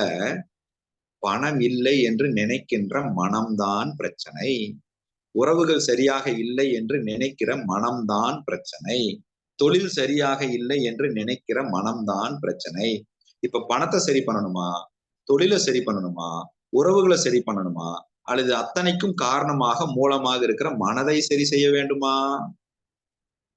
மனதைத்தானே சரி செய்ய வேண்டும். அப்ப இந்த 21 நாள் வகுப்புல உங்க மனதை கையாளுவது எப்படி, உங்க மனது எப்படியெல்லாம் பெர்ஃபார்ம் பண்ணுது, உங்க மனம் ஏன் உங்க பேச்ச கேட்க மாட்டேங்குது, உங்க மனதை அணுகுகின்ற தன்மை என்னன்னு நான் சொல்லி கொடுத்துட்டேன்னா, மனதை கவனிக்க கத்துக்கிட்டீங்கன்னா இந்த மொத்த பிரச்சனையும் நீங்கள் எதிர்கொண்டு விடலாம். ஏன்? இந்த எல்லா பிரச்சனைக்கும் மூல காரணம் மனம்தான். அவ்வளவுதான். அப்ப இந்த மனம் எப்படியெல்லாம் செயல்படுது, இந்த மனம் என்னெல்லாம் செய்யுது, இந்த மனதை அணுகுகின்ற வழி எப்படிங்கிறத சொல்லி கொடுக்கறதுல முதல் சீக்கிரட்டை சொல்றேன். உங்கள் மனதை நீங்கள் கையாள வேண்டும் என்றால் நீங்கள் அதிகாலையில் எழ வேண்டும். காலையில நேரத்துல எந்திரிக்கணும். ஃபர்ஸ்ட் உங்க மனம் உங்க கண்ட்ரோலுக்கு வரணும்னா, உங்க மனம் நீங்க சொல்றதை கேட்கணும்னா முதல்ல அதிகாலையில் எழ வேண்டும். இப்ப அதிகாலைங்கிறதுக்கு ஒரு மீனிங் இருக்குதுங்க. நீங்க ஒரு 3 மணில இருந்து 4 மணிக்குள்ள எந்திரிச்சீங்கன்னா உங்களுடைய செயலுக்கு 120% ரிசல்ட். 4 மணில இருந்து 5 மணிக்குள்ள எந்திரிச்சீங்கன்னா உங்க செயலுக்கு 100% ரிசல்ட். 5 மணில இருந்து 6 மணிக்குள்ள எந்திரிச்சீங்கன்னா உங்க செயலுக்கு 30% ரிசல்ட். 6:01க்கு எந்திரிச்சீங்கனாலே, ஏங்க என்னுடைய டைம் உங்க லிஸ்ட்லயே இல்லையே, நான் எந்திரிக்கிற டைம் நீங்க சொன்ன லிஸ்ட்லயே இல்லையே. 6:01க்கு எந்திரிச்சீங்கன்னா கூட 0% ரிசல்ட் தான். ஐயையோ, நான் இன்னும் நிறைய சரி பண்ணிக்க வேண்டியது இருக்கு போல இருக்கு. அப்ப இந்த இயற்கையில இந்த 3 மணிக்கு 3:30 மணிக்கு உங்களை எந்திரிக்க சொல்றதுக்கு ஒரு காரணம் இருக்கு. 4 மணிக்கு நம்ம வகுப்பு வைக்கிறதுக்கு ஒரு காரணம் இருக்கு. இந்த 4 மணிக்கு 21 நாள் வகுப்புல நீங்க உட்கார ஆரம்பிச்சீங்கனாலே, ஒரு நாளைக்கு ஒரு 1.5 மணி நேரம் உங்களுடைய வளர்ச்சிக்காக நீங்க ஒதுக்க ஆரம்பிச்சீங்கனாலே, உங்க வாழ்க்கைக்கு 1% நீங்க குரோத்துக்கு பிரதானம். கேரண்டீடு. ஒரு நாளைக்கு 1% growth நம்ம கொடுத்தாலே 21%ங்கிறது மிகப்பெரிய வளர்ச்சிங்க. 21 நாள்ல 21%ங்கிறது மிகப்பெரிய வளர்ச்சி. நான் என்ன சொல்றேன், என் மனதை நான் கவனிக்க கத்துக்கணும். கத்துக்கணுமா வேண்டாமாங்க? ஒண்ணு இப்படி, இல்ல இப்படி. ஏன்னா நீங்க ஒரு தனி அறையில இருக்கிறீங்க, நான் ஒரு தனி அறையில இருக்கிறேன். நம்ம 2 பேருக்குள்ள தொடர்பு இப்படிதான், இப்படிதான். அதையும் எழுதணுமா? நடுவுல மானே, தேனே, பொன் மானேலாம் போட்டுக்கணுமா? அப்படிங்கிற மாதிரி. ரைட்டுங்களா? அப்போ நம்ம லைஃப்ல அதிகாலை எழுந்தீங்கன்னா உங்க மனம் உங்க கவனத்துல வரும் ஃபர்ஸ்ட். அதுல குறிப்பா 3:20ல இருந்து 4:20ங்கிறது ரொம்ப ரொம்ப முக்கியமான டைம். இத பத்தி புத்தகம் படிக்க விருப்பம் இருக்கிறவங்க டி சில்வா மைண்ட் செட்னு ஒரு புத்தகம் இருக்கு. போய் அதை ரெஃபர் பண்ணி பாருங்க. DESILVA டி சில்வா மைண்ட் செட்னு சொல்லி ஒரு புத்தகம். அதனுடைய ஆத்தர் சில்வா. டி சில்வா தான் அவருடைய ஆத்தர். அவர் ஒரு US ஆர்மில இருந்து ரிட்டையர்ட் ஆன ஒரு மனிதர். அவரு இந்த மனம் செயல்படக்கூடிய இந்த விஷயத்தை பத்தி ஒரு ஆராய்ச்சி பண்ணி ஒரு புத்தகத்தை எழுதியிருக்காரு. அது மூலியமாக அமெரிக்கால இருக்கிற ஆர்மி பர்சன்ஸ், மிலிட்டரி பர்சன்ஸுக்கெல்லாம் இதை செயல்படுத்தி அவர்களுடைய எஃபிஷியன்சி இம்ப்ரூவ் பண்றதுக்கு அவர் ஆல்ரெடி ஒர்க் பண்ணியிருக்காரு. இது பத்தின யூடியூப்ல ஆடியோ புக்கும் இருக்கும், கிண்டல் புக்ஸும் இருக்கும். நீங்க போய் ரெஃபர் பண்ணி பார்க்கலாம். அதுல ஒரு 4 வகையான மனநிலையை சொல்றாங்க. Mind, alpha mind, beta, theta, delta அப்படின்னு ஒரு 4 வகையை சொல்றாங்க. அதுல ஆல்பா மைண்ட் செட்டுங்கிறது காலையில முதல்ல 23 நிமிஷங்கிறது ஆல்பா மைண்ட் செட். நீங்க எந்திரிச்ச உடனே இருக்கிற ஃபர்ஸ்ட் 23 மினிட்ஸ். அதனாலதான் காலையில எந்திரிச்ச உடனே முதல் 23 மினிட்ஸ் ரொம்ப ரொம்ப முக்கியமான நேரம். அந்த நேரத்துல உங்க போன்ல சோசியல் மீடியாவை பார்க்காதீங்க. உங்க வகுப்பு போன்ல அட்டன் பண்ணீங்கன்னா ஓகே. மற்ற நேரங்கள்ல முதல் 90 மினிட்ஸ் உங்க போனை தவிர்த்துருங்க. சோசியல் மீடியா பாக்குறது, வாட்ஸ்அப் பாக்குறது எல்லாம் தவிர்த்துங்க. ஏன்னா ரொம்ப பவர்ஃபுல்லா நம்ம கையில இருக்கக்கூடிய ஒரு விஷயத்த பவர்ஃபுல்லா யூஸ் பண்றதுல இருக்கும். அப்ப நம்ம வாழ்க்கையை பத்தி சிந்திக்கிறதுக்கும் மேம்படுத்துறதுக்கும் அந்த சிந்தனையை, அந்த பிரெயினை நீங்க யூஸ் பண்ணீங்கன்னா that will give you result. அப்ப அந்த 23 நிமிஷம் நீங்க நிகழ்காலத்துல இருந்தீங்கன்னா எப்படி இருக்கும் பாருங்க. அந்த 23 மினிட்ஸ் நம்ம நிகழ்காலத்துல இருந்தா எப்படி இருக்கும். ஆனா நாம நிகழ்காலத்துல இருக்கிறது வெறும் பாத்ரூம்ல டாய்லெட் போற நிமிஷம் மட்டும்தான். மற்ற நேரம்லாம் நம்ம நிகழ்காலத்திலே இல்ல. பல நேரம் பாருங்க, முந்தின நாள் வச்சிருக்கக்கூடிய கேள்விக்கு அடுத்த நாள் பாத்ரூம்ல சொல்யூஷன் கிடைக்கும். நீங்க குளிச்சுட்டு இருக்கும்போது டக்குன்னு ஒரு சொல்யூஷன் வரும். ஏன்? அப்பதான் நீங்க நிகழ்காலத்துல இருந்திருப்பீங்க. அப்ப பல நேரங்கள்ல ஒண்ணு இழந்ததை நினைச்சு ஏக்கத்துல இருக்கிறோம், இல்லைன்னா எதிர்காலத்தை நினைச்சு பயத்துல வாழ்றோம். அதனாலதான் வாழ்க்கை நமக்கு சுமூகமாக இல்லை. அப்ப நீங்க காலாவதி ஆகிறதுங்கிறது உங்களுடைய தாட்டினுடைய தேக்கம் தான். அவ்வளவுதான். உங்க சிந்தனையினுடைய தேக்கம் தான். அப்ப நிகழ்காலத்துல இருப்பது மட்டும்தான் எக்ஸ்பைரி ஆகாம இருக்கிறீங்கன்னு அர்த்தம். when you are being present, அப்பதான் அலைவ். மூச்சு இருக்கிறது மட்டும் அலைவு கிடையாதுங்க. உயிர் இருக்கிறது மட்டும் அலைவு கிடையாது. நல்லா புரிஞ்சுக்கங்க. நான் உயிரோட இருக்கிறேன், சாப்பிடுறேன், ஜீரணமாகுது, அது அலைவு கிடையாது. சிந்தனையில் நிகழ்காலத்துல இருந்தா தான் நீங்க அலைவு. சிந்தனை நிகழ்காலத்துல இல்லைனாலே நம்ம டெட் தான், மரணம் தான். அப்போ இந்த அடுத்த 21 நாள் வகுப்பு நீங்க நிகழ்காலத்துல சிந்திக்கிறது எப்படி, உங்கள் மனதை அணுகுவது எப்படி, உங்களுடைய விதியை நீங்களே வடிவமைப்பது எப்படி, உங்களுக்கு இருக்கக்கூடிய அனைத்து சிக்கல்களையும் தீர்த்து உங்க தொழிலை நீங்கள் மேம்படுத்துவது எப்படி, பணத்தை நீங்கள் பணம் சார்ந்த சவால்களை எதிர்கொள்வது எப்படி, உறவுகளை எதிர்கொண்டு அதை சுமூகமாக மாற்றிக்கொள்வது எப்படிங்கிற பல விஷயங்களை நம்ம தலையெழுத்துன்னு வச்சிருந்தா கூட, என்ன மதுரையில கேட்டாங்க, அங்க கேட்டாங்க, அங்கெல்லாம் முடியாம இந்த ஆளுகிட்ட நான் பாடிட்டு படுற பாடு இருக்கிறேங்க. உங்களை எல்லா கேள்விகளுக்கும் பதில் உண்டு. Don't worry. ஐயா எனக்கு கோடிக்கணக்குல கடன் இருக்குதே, தீர்ந்துருமா? நிச்சயமாக தீர்ந்து விடும். இந்த ஆளுதான் பிரச்சனைன்னு நினைச்சிட்டு இருந்தனே, சரியாயிருமா? நிச்சயமாக சரியாயிரும். என் மனைவி என்னை சந்தேகப்பட்டே என்னை உண்டு இல்லைன்னு பண்றாளே, நிச்சயம் சரியாகிவிடும். உங்கள் வாழ்க்கை துணை உங்களுக்கு கிடைத்த பொக்கிஷம். அதை மட்டும் மறந்துடாதீங்க. லைஃப்ல நீங்க ஜெயிக்கணும்னா உங்க வாழ்க்கை துணையை புரிஞ்சுக்கிட்டீங்கன்னா நீங்க ஜெயிச்சிடலாம். இது சார்ந்த பல தகவல்களை நம்ம அடுத்து வரக்கூடிய வகுப்புல நம்ம பார்க்க போறோம். இப்போ சில இன்ஸ்ட்ரக்ஷன்ஸை நோட் பண்ணிக்கங்க. இந்த 21 நாள் நீங்க எப்படி இருக்கணும் அப்படிங்கிற சில வழிமுறைகளை நான் உங்களோட பகிர்ந்து கொள்றேன். அதை நீங்க நோட் பண்ணிக்கங்க. ஃபர்ஸ்ட் விஷயம், இந்த வகுப்புல நீங்க கூடுமான அளவுக்கு நீங்க 3:55க்குள்ள லாகின் பண்ண பாருங்க. 4 மணிக்கு நம்ம வந்து மேபி சில நேரங்கள்ல டெக்னிக்கல் இஷ்யூஸ் இருந்தாலோ நெட்வொர்க் இஷ்யூஸ் இருந்தா மட்டும்தான் டிலே ஆகலாம் அல்லது தள்ளி போகலாம். இல்லைன்னா ஷார்ப்பா அது 3:55க்கு நீங்க வந்துட்டீங்கன்னா 4 மணிக்கு இந்த வகுப்பு ஆரம்பிச்சு. 2வது பாயிண்ட், கேமராவை டில் எண்ட் வரைக்கும் நீங்க ஆன்ல வச்சிருக்கணும். 3வது, நீங்க குளிச்சுட்டு தான் இந்த வகுப்புக்கு வரணும். 4வது, எந்த வித டிஸ்டர்பன்ஸும் இல்லாம நீங்க உட்கார்ந்துக்கணும். இப்போ ரொம்ப முக்கியமான சில இன்ஸ்ட்ரக்ஷன்ஸ். இனி அடுத்த 21 நாளைக்கு உங்க பிளேட்டை, நீங்க சாப்பிட்ற பிளேட்டை நீங்க தான் கழுவ வேண்டும். ஐயா, ஏற்கனவே எங்க வீட்டுல எல்லாரும் சாப்பிட்றத எல்லா பொருளையும் நான் தான், எல்லா பாத்திரத்தையும் நான் தான் தேய்ச்சிட்டு இருக்கிறேன். இதுல நான் சாப்பிட்ற பிளேட்டை வர நான் தனியா கழுவணுமா? ஏற்கனவே செஞ்சீங்கன்னா ஓகே, பட் இப்போ அதை புரிஞ்சு செஞ்சுக்கங்க அப்படிங்கறத நாங்க சொல்றோம். ஸோ உங்க பிளேட்டை நீங்க தான் வாஷ் பண்ணணும், உங்க டாய்லெட்டை நீங்க தான் கிளீன் பண்ணணும், நீங்க படுத்து போத்துற யூஸ் பண்ற பெட்ஷீட்டு பெட் எல்லாம் நீங்க தான் எடுத்து வைக்கணும். கூடுமான அளவுக்கு முடிஞ்சா உங்க துணியை நீங்க துவைச்சுக்கங்க, முடிஞ்சா உங்க உணவை நீங்க சமைச்சுக்கங்க. ஒருவேளையாவது உங்க உணவை நீங்க சமைச்சுக்கங்க. வாரத்துல ஒரு நாளாவது உங்க துணியை நீங்க துவைச்சுக்கங்க. சிவனேன்னு இருந்திருக்கலாமோ, தேவையில்லாம வந்து இந்த வகுப்புல மாட்டிக்கிட்டேனோ, இனி ஒன்னும் பண்ண முடியாது. Are doors closed. இந்த மெட்ரோ ட்ரெயின்ல சொல்லுவாங்க, டோர்ஸ் ஆர் க்ளோஸ்ட் அப்படிங்கிற மாதிரி. வந்தாச்சு, யாருக்கு விதி வேலை செய்தோ இல்லையோ, நமக்கு விதி நல்லா வேலை செய்தப்பா. சும்மாவே நம்ம ஆள் வீட்டுல இப்ப நான் போய் பிளேட் எல்லாம் கழுவுனான்னு வைங்க. அப்படிதான் ஒரு அம்மா மதுரையில இருந்து ஒரு அம்மா வந்துச்சு. அந்த அம்மா வந்துச்சு, அதான் அவங்க கணவர் தான் வகுப்புல இருந்தார். அந்த அம்மா வந்துச்சு, ஏங்க என்னங்க நீங்க, அது எப்படிங்க என் மாமனை வந்து நீங்க தட்டு கழுவு சொல்லலாம் அப்படின்னு அருவாள் எடுத்துட்டு வந்துருச்சு. அந்த அம்மாக்கு என் கணவர் தட்டு கழுவுறதே ஒரு பெரிய ஒரு அந்த அந்த உரிமையை கூட நான் விட்டு கொடுக்க மாட்டேன். அப்பப்பா, சில பேர்த்துக்கு மைண்ட் வாய்ஸ், நமக்கு இப்படி ஒண்ணு இல்லையே. மாமியார் வீட்டுல இருந்தா கூட சாப்பிட்டு தட்டை கொண்டு போய் கழுவுன்னு சொல்ற குடும்பம் ஒரு குடும்பம். அப்படியும் ஒரு ஆளை பார்த்தேன். நம்ம ஆளு, இந்த மனைவி, என் மாமன் அவர் சாப்பிட்ட பிளேட்டை அவர் கழுவுறதா? இது வந்து வகுப்புங்கிறத புரிஞ்சுக்கங்க. இதுக்கு பின்னாடி ஒரு காரணம் இருக்கு. இதெல்லாம் நாங்க செய்ய சொல்றோம்னா இதுக்கு பின்னாடி காரணம் இருக்கு. அதை நாங்க கிளைமேக்ஸ்ல சொல்றோம். இப்போ இன்று முதல் நீங்க நிறைவு நாள் வரைக்கும் ஒரு 5 விஷயத்த நீங்க பண்ணணும். இந்த ஜீவராசிகளுக்கு நீங்க உணவு கொடுக்கணும். 1, உங்களுடைய வீட்டுக்கு வெளியே வந்து கொஞ்சம் நாட்டு சர்க்கரை எடுத்துட்டு வந்து கொஞ்சம் வைக்கணும். எறும்பு இருக்கும் இல்லைங்களா, அந்த எறும்பு சாப்பிடட்டும் அப்படின்னு கொஞ்சம் நாட்டு சர்க்கரை வைக்கணும். 2வது, இந்த ஸ்ட்ரீட்ல டாக் இருக்கும் இல்லையா, குபேரன்னு சொல்லக்கூடிய நாய் இல்லையா, அதுக்கு பிஸ்கட் போடணும். 3வது, பறவைகளுக்கு நீங்க தண்ணி வச்சு கொஞ்சம் உணவு போடலாம். அரிசியோ ஏதோ ஒண்ணு போடலாம். கோழிக்கு அதெல்லாம் கொஞ்சம் அரிசியோ தண்ணியோ வச்சு போடலாம்.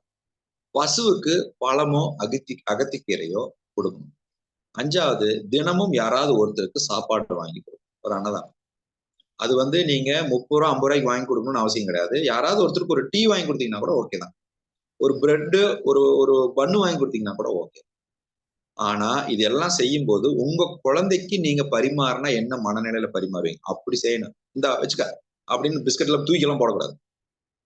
நீ சாப்பிடு, உங்க குழந்தைக்கு நீங்க பரிமாறினா எப்படி பரிமாறுவீங்க அந்த மாதிரி பறவைகளுக்கு, மாட்டுக்கு அன்னதானம் கொடுக்கறது, இதெல்லாம் நீங்க அந்த மனநிலையில கொடுக்கணும். இதெல்லாம் ஏன் பண்ண சொல்றீங்க? நிறைவுல உங்களுக்கு அதுக்கு ரீசன் என்னன்னு நான் சொல்லுவேன். பட் இதை ஃபாலோ மட்டும் பண்ண. நிறைவாக இந்த நிகழ்ச்சியினுடைய நிறைவுல நாம எல்லாரும் சேர்ந்து ஒரு மரம் வைக்கணும். முடிஞ்சா உங்க வீட்டுல மரம் வைக்க முடிஞ்சா மரம் வைங்க. ஏற்கனவே வச்சிருந்தா அதுக்கு தண்ணி ஊத்துங்க. ஆனா மரம் வளர்த்துவது அவசியம். இதை பத்தி நம்ம நிகழ்ச்சியினுடைய நிறைவுல பார்க்கலாம். இப்ப நீங்க அதை ஃபாலோ பண்ண வேண்டியது இதெல்லாம். நீங்க இன்னைக்கு இந்த வகுப்பை நீங்க பார்த்தது ஓரளவுக்கு உங்களுக்கு ஒரு கிளாரிட்டி கிடைக்குது. இந்த வகுப்பு எதை நோக்கி பயணிக்க போகுதுன்னு உங்களுக்கு தெளிவு இருந்ததுன்னா, உங்களுடைய நண்பர்கள் யாருக்காவது இது உபயோகப்படும்னு நீங்க நினைச்சீங்கன்னா, பிரயோஜனமா இருந்தா அவர்கள் இன்னொரு 3 நாட்கள் வரைக்கும் இந்த வகுப்புல ஜாயின் பண்ணலாம். அடுத்து ஒரு 3-4 நாள்ல நாங்க ஒரு டூல் ஒண்ணு கையில கொடுப்போம். அந்த டூலை கையில கொடுக்குற வரைக்கும் இந்த வகுப்புல ஜாயின் பண்ணலாம். யாருக்காவது நீங்க ரெஃபர் பண்ணணும்னு நினைச்சீங்கன்னா நீங்க ரெஃபர் பண்ணுங்க. செகண்ட் டே வந்தாங்கன்னா அவங்க ஃபர்ஸ்ட் டே ரெக்கார்டிங் வாங்கிக்கலாம். ஸோ இந்த நிகழ்ச்சியை பொறுத்த வரைக்கும் ஏதாவது ஒரு சூழ்நிலைனால உங்களால இந்த நிகழ்ச்சி அட்டன் பண்ண முடியல அப்படின்னா நீங்க ரெக்கார்டிங் வாங்கிக்கலாம். ஆனா ரெக்கார்டிங்க்கு நீங்க 3000 rupees பே பண்ணணும். இந்த 999 போக பேலன்ஸ் இருக்கிற 2001 rupees பே பண்ணீங்கன்னா ரெக்கார்டிங் கொடுத்துருவாங்க. ஒரு நாள் தானே என்னால ரெக்கார்ட் பண்ண முடியும், என்னால அட்டன் பண்ண முடியலன்னு தயவு செஞ்சு யாரும் ரெக்கார்டிங் கேட்காதீங்க. ஏன் நாங்க ரெக்கார்டிங் காஸ்ட் அதிகமா வச்சிருக்கிறோம்னா, அப்படியாவது இதை முக்கியமா நினைப்பீங்களா, அப்படியாவது வெறும் 999 ரூபாயோட இதை அட்டன் பண்ணிடலாம்னு நீங்க அட்டன் பண்ணுவீங்களாங்கிறதா எங்க நோக்கம், வேற ஒண்ணும் இல்லை. ஏன்னா லைவ்ல நீங்க அந்த 4 மணியை மிஸ் பண்ணக்கூடாது, அந்த சுபாவத்தை நீங்க விட்டுறக்கூடாது. அதுக்குத்தான் நாங்க வந்து இதுக்கு கம்மியாகவும் ரெக்கார்டிங் அதிகமாகவும் வச்சிருக்கிறோம். அதனால கல்யாணத்துக்கு போயிட்டேன், காதுகுத்துக்கு போயிட்டேன் அப்படின்னு சொல்லி தயவு செய்து மிஸ் பண்ணாதீங்க. எங்க இருந்தாலும் உசுரே போனாலும் 4 to 5:30 இங்க தாங்க போகணும், இந்த ஜூம்ல தாங்க போகணும், சரியா? ஏன்னா இது வகுப்பு அல்ல, இது ஒரு ஆபரேஷன். இப்போ உங்களை எல்லாம் உள்ள கூட்டுட்டு வெளியே நாங்க ஆபரேஷன் ஸ்டார்ட் லைட்டை போட்டுட்டாச்சு, லைட் எரிஞ்சிட்டு இருக்குது. 21 நாளைக்கு ஆபரேஷன் நடக்குது. பாதியில போயிட்டீங்கன்னா பாதிப்பு உங்களுக்கு தான். ஆபரேஷன் முழுசா முடிச்சுட்டு போங்க, ரெக்கவரி ஆயிட்டு போங்க. ஓகே, இது மனம் என்னும் ஒரு பயிற்சியை சிறப்பா ஆபரேஷன் நடந்துட்டு, நான் சொல்றதை கேட்கறீங்களா? இது ஆபரேஷன் நடக்குது. சிந்திக்கிறீங்களா? ஆபரேஷன் நடக்குது. அப்ப நம்ம வாழ்க்கை அற்புதமா மாறும், நம்மளை சுத்தி இருக்கக்கூடிய சூழ்நிலை மாறும், பண வரவுகள் அதிகரிக்கும், குடும்ப உறவுகள் சுமூகமாக மாறும், தொழில் மேம்படும், எல்லாம் நடக்கும். ப்ரொவைடட் அதிகாலையில் எந்திரிக்க வேண்டும். ரைட்டுங்களா? இப்போ உங்களுடைய கேள்விகள் ஏதாவது இருந்தா நீங்க கேட்கலாம். யாரு பேசினாலும் உங்களுடைய பேரு, எந்த ஊர்ல இருந்து இணைஞ்சிருக்கிறீங்கன்னு சொல்லிட்டு, யார் உங்களை ரெஃபர் பண்ணாங்கிறத சொல்லிட்டு உங்களுடைய கேள்விகளை நீங்க முன்வைக்கலாம். அதற்கு முன்னாடி ஏற்கனவே நம்ம வகுப்புல அட்டன் பண்ணவங்க யாராவது உங்களுடைய அனுபவம், ஒரு சில அனுபவம் சொன்னீங்கன்னா அவங்களுக்கு ஒரு கிளாரிட்டி கிடைக்கும். இந்த 21 நாள் அற்புதங்கள் உங்களுக்கு என்ன கொடுத்தது அப்படிங்கிற இந்த பெனிஃபிட்டை ஒரு 2 பேர் ஷேர் பண்ணுங்க. அதுக்கப்புறம் புதிதாக வந்தவர்கள் பேசணும். ரைட்? எஸ்.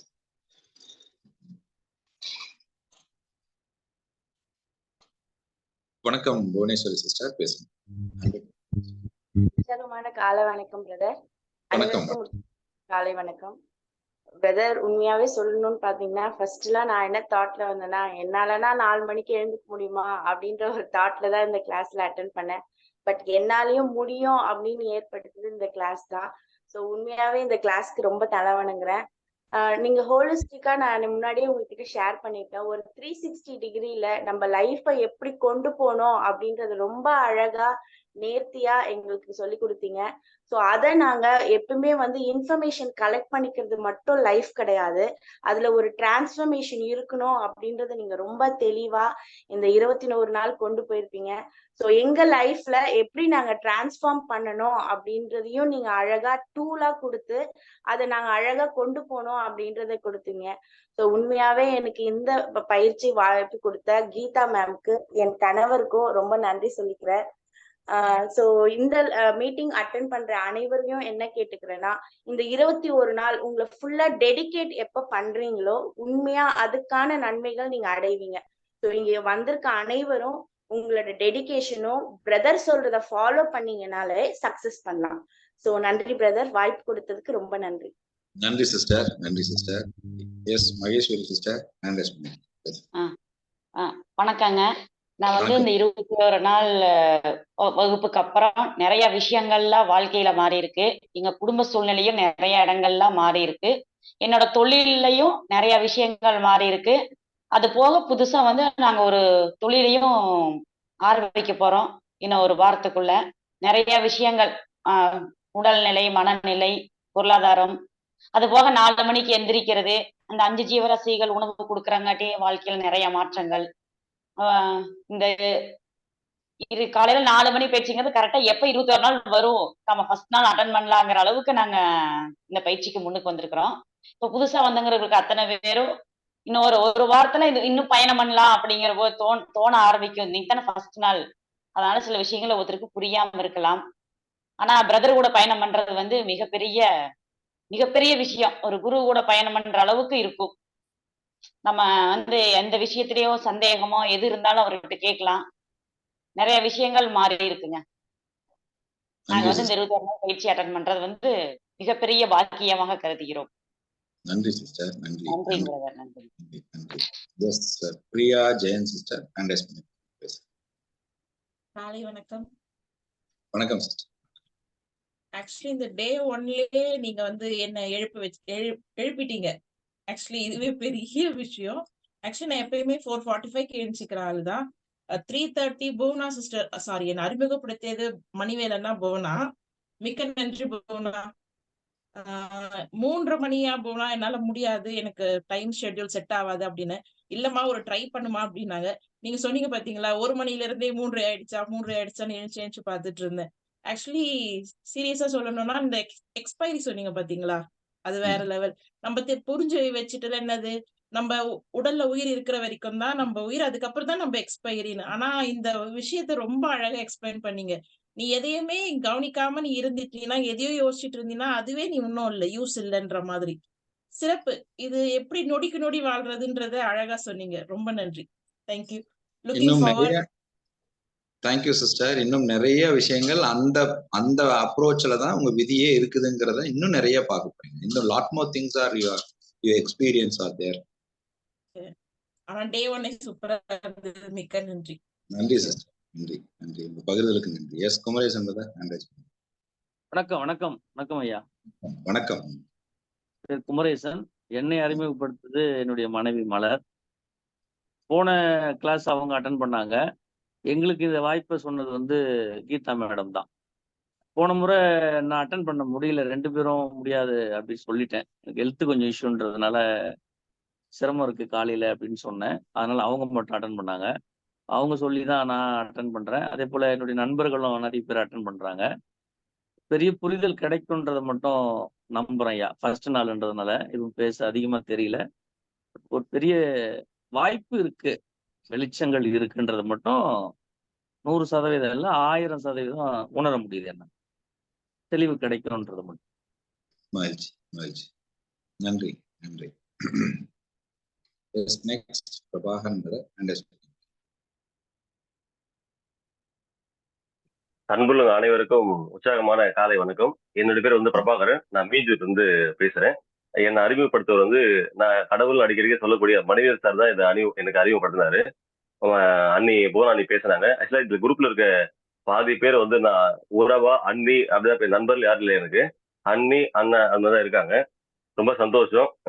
உண்மையிலே வந்து என்னுடைய சிந்தனை வேலை செஞ்சதுன்றத நான் இந்த நிகழ்ச்சியில தெரிஞ்சுக்கிறேன். ஏன்னா காலையில ஏஞ்சிக்கணும் அப்படின்னு நினைக்கிறது வந்து மிகப்பெரிய, அதாவது வெளியே போயிட்டு எல்லாரும் ஜெயிக்கணும்னு நினைக்கிறத விட காலையில நம்ம ஜெயிக்கணும்ன்றதுதான் என்னுடைய குறிக்கோளா இருந்தது. ஆனா என்னால செய்ய முடியல. இது உண்மை, இது என்னால செய்ய முடியல. சோ இது நீங்க சொன்னது எல்லாமே செய்யணுன்ற எண்ணம் இருக்குது, ஆனா செய்ய முடியல. ஏன்னா பாத்தீங்கன்னா மனிதர் அண்ணன் வந்து எனக்கு இந்த வாய்ப்பு கொடுத்தாங்க. நான் 9 பேருக்கு வாய்ப்பு கொடுத்துருக்கேன். சோ ஃபர்ஸ்ட் டைம் தான் அட்டன் பண்றேன். என்னுடைய குறிக்கோள் என்னன்னா, நமக்கு என்ன கிடைக்குதோ அதை மத்தவங்க இருந்து சேர்க்கணும். சோ அதனுடைய இந்த நிகழ்ச்சியில நான் செஞ்சிருக்க விஷயம் பாத்தீங்கன்னா, நான் மொத்தம் 9 பேரு, 8 பேர் நான் அறிமுகப்பட்டிருக்கேன். ஆனா நிகழ்ச்சி பத்தி எனக்கு தெரியாது. ஆனா எனக்கு நிகழ்ச்சி பத்தி சொன்னா யார் சொன்னாங்களோ அவங்க மேல எனக்கு நம்பிக்கை இருக்கு. அவங்க சொல்லும் போது மன உருக்கமா சொன்னாங்க. இதுல ரொம்ப விஷயம் இருக்கு, நீ வந்து தெரிஞ்சுக்கோ, நீ மட்டும் தெரிஞ்சுக்கோ, அடுத்தது நீ அட்டன் பண்ணிட்டு 4 பேர் கொடுந்தாங்க. சரி, நல்லதுன்னு முடிவாயிடுச்சு. இதை 4 பேர் கொடுத்துட்டு அட்டன் பண்ணுவோமே அப்படின்றதுதான் இந்த நிகழ்ச்சியில. இதுல நான் இன்னைக்கு எடுத்துக்கிற விஷயம் என்னன்னு பாத்தீங்கன்னா, வாழ்க்கையில வந்து ஜெயிக்கணும் ஜெயிக்கணும் ஜெயிக்கணும் எல்லாம் தோக்கணும், ஸோ ஜெயிக்கலாம் தோத்துருவோம் அப்படின்ற சப்ஜெக்ட் தான் இருந்தது. ஆனா அந்த நிலையில எப்படி இருக்கிறோம், அந்த சூழ்நிலை எப்படி பயன்படுத்துறோம் அப்படின்றத ரொம்ப சிறப்பா சொன்னீங்க. அதே மாதிரி இந்த 5 ஜீவராசிகளுக்கு வந்து உணவு கொடுக்கறத மறுபடியும் சொன்னீங்கன்னா யாராவது மிஸ் பண்ணவங்க எடுத்துப்பாங்கன்னு சொல்லிட்டு, ஏன்னா ரொம்ப ரொம்ப ரொம்ப ரொம்ப இம்பார்ட்டன்ட் விஷயம். ஏன்னா நம்ம பிறப்பின் ரகசியமே வந்து எல்லாருக்கும் ஃபர்ஸ்ட் உணவு போய் சேரணும். ஸோ ஏன்னா எது இருக்குதோ எது இல்லையோ உணவு இல்லாம யாராவது ஃபர்ஸ்ட் இருக்க முடியாது. ஏன்னா எத்தனை பேர் இருக்கிறாங்க எத்தனை பேர் இல்லைன்றது நமக்கு தெரியாது. ஏன்னா நிறைய பொருள் நம்ம வேஸ்ட் பண்றோம். வேஸ்ட் பண்ற பொருளை ஏதோ ஒரு ஜீவராசிக்கு யூஸ் பண்ணிட்டு இருக்கு.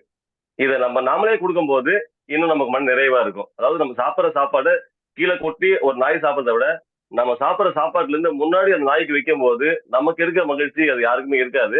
ரொம்ப சந்தோஷம். உண்மையில 21 நாள் வந்து எனக்கு கிடைச்ச பொக்கிஷமா நான் நினைச்சு அனுபவிக்கிறேன். ரொம்ப நன்றி. மகிழ்ச்சி. நன்றிங்க. உங்க பகிர்தலுக்கு நன்றி. உங்க கேள்விக்கு பதில் வந்து 21 நாளுக்கும் நீங்க 5 ஜீவராசிகளுக்கு உணவு கொடுக்க வேண்டியது. நாட்டு சக்கரை உங்க வீட்டுக்கு வெளியே எறும்புகளுக்கு நாட்டு சக்கரை வைக்கணும் 1. 2வது பறவைகளுக்கு தண்ணியும் அரிசியும் அல்லது பறவை என்ன சாப்பிடுமோ அதை நீங்க வைக்கலாம். 3வது நாய்க்கு பிஸ்கட் போடலாம். பிஸ்கட்டோ வரிக்கியோ பன்னோ ஏதோ ஒண்ணு நீங்க போடலாம். என் வீட்லயே ஒரு நாய் வளர்த்துறேனே, டெய்லி நான் சாப்பாடு வைக்கிறேனே, ஏன் உங்களை சம்பந்தம் இல்லாத ஒரு உயிருக்கு கொடுக்கணும். அதுதான் இந்த ஜீவராசின்னு சொல்றோம். அதே மாதிரி பசுவுக்கு பழமோ அகத்திக்கீரையோ கொடுக்கணும். இன்னொரு உயிருக்கு நீங்க அன்னதானம் கொடுக்கணும். ரைட்டுங்களா? Right. Yes, next hand raise பண்ணிருக்கிறோம். அண்ணா வணக்கம்ண்ணா. வணக்கம் வணக்கம் பிரதர் சதீஷ் காலை பிரதர். வணக்கம். காலை வணக்கம். நல்லா இருக்கீங்க? நல்லா இருக்கேண்ணா. இப்போ ஒரு நெக்ஸ்ட் ஒரு போன வீக்ல பாத்தீங்கன்னா உங்ககிட்ட ஒரு கிளாஸ் அட்டன் பண்ணிருக்கேன்.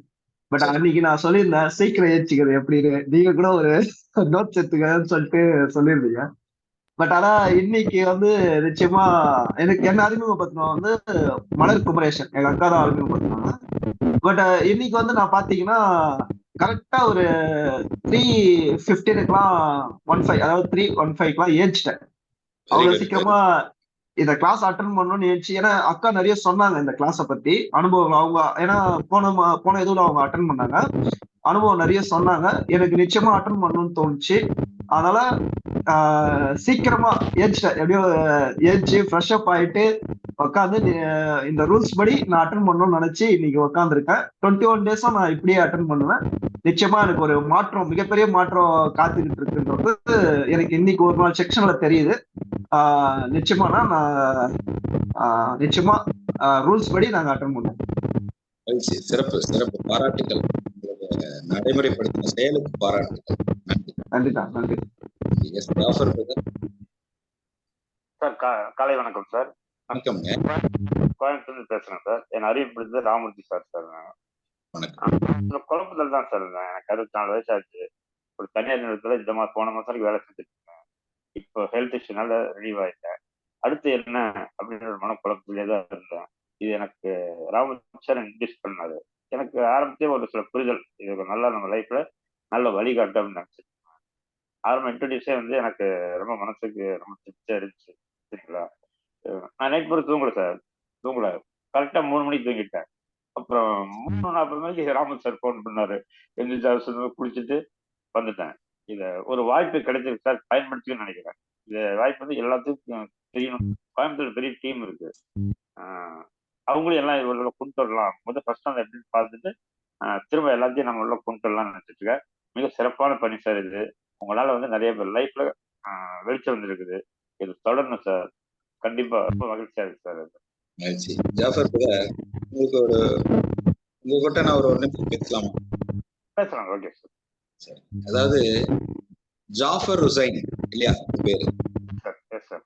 சரி, இந்த ஜாஃபர் ஹுசைன் வந்து ஒரு 10வது படிக்கும்போது 12வது படிக்கும்போது யாரா இருந்தாரு? உங்களுடைய அந்த பருவம், உங்களுடைய சின்ன வயசு பருவம், இந்த ஜாஃபர் ஹுசைன் அப்படிங்கிறவங்க கேட்டா நீங்க என்ன சொல்லுவீங்க? யாரு? உங்களை பத்தி சொல்லணும்னா என்னவா வெளிப்படுத்திக்கணும்? எங்க அப்பாவுடைய பையன் சொல்லுவேன், ஸ்டூடெண்ட் சொல்லுவேன், அப்படிதான் சார் சொல்லுவேன். இல்ல, அந்த இடத்துல உங்களுக்கான இருந்த ஒரு திறமையும் உங்களுக்கான ஒரு விஷயம் என்னவா, எந்த விஷயத்துல நீங்க ரொம்ப பெஸ்டா இருந்தீங்க, டாப் பண்ணீங்க? நான் ஒரு ஓவியர் சார், ஆர்டிஸ்ட். நீங்க மிக சிறப்பாக இருந்த அந்த விஷயத்தை தொலைச்சு நீங்க யாருக்காகவும் வாழ்க்கையை வாழ்ந்து இந்த ஜாஃபர் எதற்காக இந்த இயற்கை படத்தை, எதற்காக இந்த உலகத்துக்கு வந்தாரோ, இந்த ஜாஃபருங்கிற உயிர் எதற்காக இந்த உலகத்துக்கு வந்ததோ, அது இன்னும் முழுமையா நடைபெறவே இல்லை. இன்னும் சொல்ல போனா உங்க வாழ்க்கைய, உங்க கெரியரை நீங்க ஸ்டார்ட் பண்ணவே இல்லை. கண்டிப்பா உண்மை சார், உண்மைதான். கண்டிப்பா இவன் ஒன்னு சொன்னான்னு ஒரு மாஸ்க் போட்டீங்க, அப்புறம் இன்னொருத்தன் சொன்னான்னு அந்த மாஸ்க் தூக்கி போட்டீங்க, இன்னொருத்தன் சொன்னான்னு அந்த மாஸ்க். நான் என்ன சொல்றேன், இதையெல்லாம் தாண்டி நீங்க ஒரு காரணத்துக்காக இங்க வந்தீங்க. அதை கை வச்சீங்கன்னா நீங்க வேற இடத்துல இருந்திருப்பீங்க. நீங்க அதை குறைச்சிட்டு இருக்கீங்க. உண்மைதான் சார், உண்மைதான். உங்க கை இருக்குல்ல, அந்த கை வச்சா இது என்ன ஆகும்னு உங்களுக்கே தெரியாம இருந்த காலகட்டம்லாம் இருக்குது. ரொம்ப முழுமையான அழகான ஓவியம் அந்த காலம்லாம் இருக்குது. இப்ப அந்த உயிர் உள்ள இருக்குது, ஆனா நீங்க இன்னும் அதை கவனிக்கல. எங்க இருக்குது? உங்களுக்குள்ள இருக்குது, நீங்க இன்னும் கவனிக்கல. அப்ப வாழ்க்கை போயிருச்சு, ரிசைன் பண்ணல, இப்பதான் பிறந்திருக்கிறீங்க, இப்பதான் அந்த உயிரை நோக்கி ஆரம்பிக்கிறீங்க. ஓவியனுக்கு எதுங்க ஏஜ்? ஓவியனுக்கு எதுங்க ஓய்வு? கலைக்கு எதுங்க ஓய்வு? சிந்தனைக்கு வயசு ஆகுமா? ஆகாது சார், ஆகாது. சிந்தனைக்கு ஏஜ் இருக்குதா? இல்ல சார், கிடையாது. உங்களுக்கு இருக்கிற கிரியேட்டிவிட்டி இருக்கு இல்லையா, அது மிகச்சிறந்த கிரியேட்டிவிட்டி. அந்த கிரியேட்டிவிட்டியை இன்னும் நீங்க சரியான இடத்துல, சரியான நேரத்துல, சரியான நபரிடம் பயன்படுத்தவே இல்லை. உண்மைதான் சார், ரொம்ப தெளிவுபடுத்திருக்கீங்க சார், உண்மைதான். அதனால உங்க உங்க உயிருக்குள்ள அந்த ஓட்டம் இருக்குது, நிறைய கலெக்ஷன்ஸ் இருக்கு. இன்னும் அந்த கலெக்ஷன்ஸே வெளியே வரலையே, கொஞ்சம் ரிலீஸ் பண்ணுங்க அதை. கண்டிப்பா. Okay sir. நன்றி. ரொம்ப நன்றி. ரொம்ப தெளிவு சார். ரொம்ப ரொம்ப நன்றி. Yes Nagaraj sir. வணக்கம் சார். வணக்கம். வணக்கம். உற்சாகமான காலை வணக்கம். என் பேர் நாகராஜன், செங்கல்பட்டுலேருந்து பேசுகிறேன் சார். என்னை அறிமுகப்படுத்துனது வந்து கீதா கேசவன் மேடம். அவங்களுக்கு இந்த வாய்ப்பு கொடுத்ததுக்காக முதல்ல அவங்களுக்கு நான் நன்றி சொல்கிறேன். நான் அடுத்தது இதை என்னை ஊக்கப்படுத்திட்டு இருக்கிற மணிவேல் சார் ஃபேமிலி, அவங்களுக்கு நான் இந்த நேரத்தில் வந்து நான் நன்றி சொல்லணும். ஸோ இந்த 21 நாள் பயிற்சியில் இன்னைக்கு முதல் நாள் நான் இதை அட்டன் பண்ணுறேங்க. ஆனால் நீங்கள் இந்த பயிற்சிக்கு முன்னாடியே வந்து சில வேலைகள்லாம் நான் செஞ்சிட்டு இருக்கேன். நம்ம வீட்டில் இந்த நம்ம சாப்பிட்ற தட்டை வந்து நம்ம தான் வந்து அதை க்ளீன் பண்ணி வைக்கிறேன்றது, அதை சில நாள் தான் செய்வோம் அதை. ஆனால் அதை தொடர்ந்து செய்யணும் அப்படின்றது வந்து அதை ஒரு குறிக்கோளாக நம்ம எடுத்துருக்கோம். அடுத்தது இந்த ஜீவராசிகளுக்கெல்லாம் வந்து அந்த நாட்டு சக்கரை வைக்க சொல்லியிருக்கீங்க. அது ஆக்சுவலாக வந்து நான் நாட்டு சக்கரைலாம் இது வரைக்கும் வச்சதில்லை. அந்த ஒயிட் சுகர் மட்டும்தான், அதுதான் வைப்போம். இல்லைன்னா அந்த கற்கண்டு எடுத்துன்னு போயிட்டு வைப்போம். ஸோ மற்றபடி இந்த பறவைகளுக்கு தண்ணி வைக்கிறது, இந்த நாய்க்கெல்லாம் வந்து பிஸ்கட் போடுறது, ஸோ நானும் பண்ணுவேன், என் ஃபேமிலிலையும் அது வந்து ரெகுலராக பண்ணிட்டு இருக்கேன் இல்லையா. அதில் நாட்டு சக்கரைக்கு தான் வைக்கணுமா, இல்லைன்னா அந்த ஒயிட் சுகர் வைக்கலாமான்றது எனக்கு அதில் ஒரு. நாம ஒயிட் சுகர் சாப்பிடலாங்களா? ஆமா, ஒயிட் சுகர் சாப்பிடலாம். அது உடலுக்கு வந்து நல்லது இல்லையே. அவ்வளவுதான். அதனாலதான் நான் நாட்டு சக்கரை. இன்னைக்கு நாட்டு சக்கரையிலே கலப்படம் இருக்குதுங்க, நான் ஒண்ணும் பண்ண முடியாது. அதாவது என்னன்னா, இன்னைக்கு கற்கண்டு வைக்கலாம், கற்கண்டு நாட்டு சக்கரை வைக்கலாம், தப்பு இல்லை. நாட்டு சக்கரை வேண்டாங்கிறத நம்ம தவிர்க்கலாம். ஓகே. அடுத்தது அந்த பசுவுக்கு வந்து பார்த்தீங்கன்னா, அந்த கீரை பழம் கொடுக்கறது வந்து மாசத்துல அந்த ஒரு நாள் எடுத்துன்னு போயிட்டு கொடுப்போம் நம்ம. இந்த அமாவாசை அந்த மாதிரி நாள் வரும்போது அதை வந்து இருக்கிற பக்கத்தில் இருக்கிற எல்லாத்துக்கும் நம்ம வந்து கொடுத்துட்டு வருவோம். அது ஸோ அது வந்து அதை ரெகுலராக பண்ணணுங்களா, இல்லைன்னா அது? நீங்க நல்ல கேள்வி. நீங்க இந்த அமாவாசைக்கு பௌர்ணமி அன்னைக்கு பாத்தீங்கன்னா ஒரு கூட்டம் நிற்கும் கோசாலையில, வரிசையா அகத்திக்கீரை கையில வச்சுட்டு பசுவுக்கு கொடுத்துட்டு இருப்போம், பாத்திருக்கீங்களா? ஆமா. என்ன சொல்லி கொடுக்க சொல்லுவாங்கன்னா, உங்க கர்மா கலியும் உங்க கர்மா தீரும், அதுக்காக நீ கொண்டு போய் பசுவுக்கு கொண்டு போய் அகத்திக்கீரை கொடுங்கன்னு சொல்லுவாங்க. ஏன் அகத்திக்கீரையை கொடுக்க சொல்லுவாங்க? அகத்திக்கீரையை கொடுத்தா ஏன் கர்மா தீர்வு? கொஞ்சம் யோசிச்சு பாத்தீங்கன்னா அதுக்குள்ள இருக்கக்கூடிய மெய்ஞானம் என்னன்னா, அகத்திக்கீரை என்பது ஒரு பசுவுக்கு தன் உடலில் இருக்கக்கூடிய நோயை குணமாக்கக்கூடிய எதிர்ப்பு சக்தியை உருவாக்கக்கூடிய தன்மை அகத்திக்கீரைக்கு உண்டு. அப்ப நீங்க ஒரு பசுவுக்கு அகத்திக்கீரை கொடுக்கும்போது என்ன ஆகுது? அந்த உயிரை நீங்க காப்பாத்துறீங்க. அந்த உயிரினுடைய நோய் இல்லாம வாழ்ற வாழ்க்கைக்கு நீங்க உணவு கொடுக்குறீங்க. அப்ப நீங்க இன்னொரு உயிருக்கு நீங்க செய்கின்ற அந்த குணம் இருக்கு இல்லையா, இன்னொரு உயிரை நீங்கள் உயிராக மதிக்கின்ற ஒரு கருணை வரணும். அப்ப இன்னொரு உயிரை உயிராக மதிக்கின்ற கருணை வந்துட்டாலே உங்களுக்கு கர்மா வராத. இன்னொரு உயிரை வதைக்கின்ற செயலை செய்யும் போதுதானே அது கர்மா ஏற்படுகிறது. அப்ப இன்னொரு உயிரை வதைக்கின்ற ஒரு தன்மை நமக்குள்ள வரக்கூடாது, அது அழியணுங்கிறதுக்கு தான் அகத்திக்கீரையை பசுவுக்கு கொடுக்க சொன்னாங்க. நம்மால என்ன பண்ணுவான் தெரியுங்களா, அன்னைக்கு ஒரு நாள் மட்டும் போய் ஊர் ஊரா கொடுத்து அந்த பசு பாவம் வெறும் அகத்திக்கீரை மட்டும் சாப்பிட்டா என்ன ஆகும்? அப்ப அகத்திக்கீரை கொடுக்கறதுனால கர்மா கழியுங்கிறதல்ல, இன்னொரு உயிரை பராமரிக்கின்ற ஒரு செயலை நீங்கள் செய்ய வேண்டும்ங்கிறது தான்.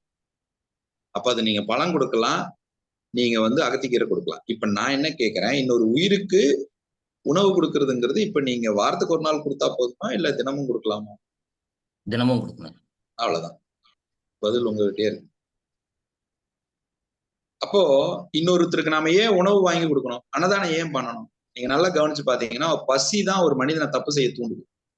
ஒருத்தனுக்கு கையில பணம் இல்ல, சாப்பிட்றதுக்கு பணம் இல்ல, என்ன பண்ணியாவது சாப்பிடலான்னு தப்பு பண்றானா? திருடுறான், ஏதோ ஒண்ணு பண்றான். அப்ப நீங்க ஒருத்தர் உணவு கொடுக்கும்போது என்ன பண்ணப்படுறீங்க? ஒரு உயிர் தவறு செய்வதை தடுக்கின்றீர்கள் மறைமுகம். சில பேருக்கு ஒரு கருத்து இருக்கலாம், நீங்க அவனை சோம்பேறி ஆக்குறீங்க, சாப்பாட்டை கொடுத்து சோம்பேறி ஆக்குறீங்க. ஏங்க எவ்வளவுங்க அவன் சாப்பிட போறான்? என்ன மிஞ்சி போய் அவன் எவ்வளவு சாப்பிட்டு போறான். அப்போ அவனுக்கு அவன் சோம்பேறிங்கிறது ஒரு ஞானம் கிடைக்கும் போது இருந்துட்டு போகட்டும். ஆனா நான் என்ன சொல்றேன், உணவு கொடுப்பதனால் ஒரு உயிர் தவறு செய்யாமல் இருப்பதற்கு நீங்கள் காரணமாகிறீர்கள். கரெக்டா? அவன் தப்பு செய்யாம இருக்கிறதுக்கு நீங்க காரணமாகறீங்க. அப்போ நீங்கள் வந்து உண்மையை தானே விதைக்கிறீர்கள், நல்ல சிந்தனையை தானே விதைக்கிறீர்கள். இதெல்லாம் உங்களுக்கு வகுப்புல போக போக புரியும். நான் இன்னைக்கே பேசினா ஓவர் இன்ஃபர்மேஷன் லோடட் ஆயிரும். ஓகே, இப்போ நான் செஞ்சிட்டு இருக்கிறத இன்னும் சிறப்பா இந்த 21 நாள் பயிற்சி முடியறதுக்குள்ள எல்லாமே வந்து 100% அதை வந்து சரியா பண்ணுவோன்ற ஒரு நம்பிக்கையோட மீண்டும் அந்த வாய்ப்புக்கு நன்றியா. நன்றிங்க, நன்றிங்க, நன்றி. எஸ் ஜான், பவானி செந்தில், அமராவதி வரிசையா நீங்க ஹேண்டில்ஸ் பண்ணிருக்கீங்க. அன்மியூட் பண்ணிட்டு பேசலாம். சரி, ஹாப்பி மார்னிங். வணக்கம்ங்க, வணக்கம்.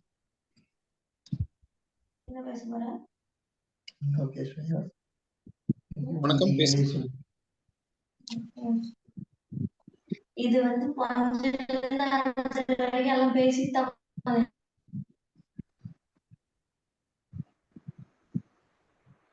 வணக்கம்ங்க, யாரா பேசுறீங்களா? கேட்கலையே. சார் காலை வணக்கம் சார். காலை வணக்கம் ஐயா, பேசுங்க. நான் ஜான் பேசுறேன், செங்கல்பட்டுல இருந்து பேசுறேன் சார். வணக்கம் பேசுங்க. என்னை அறிமுகப்படுத்தியது வந்து இந்த இதுக்கு வந்து மணிவேல் சார், போனா மேடம் தான். அதாவது அவர்களை பொறுத்த வரைக்கும் மற்றவங்க நல்லா இருக்கணும் அப்படின்னு ஒரு எதிர்பார்ப்புல இதை வந்து இன்ட்ரோடியூஸ் பண்ணாங்க.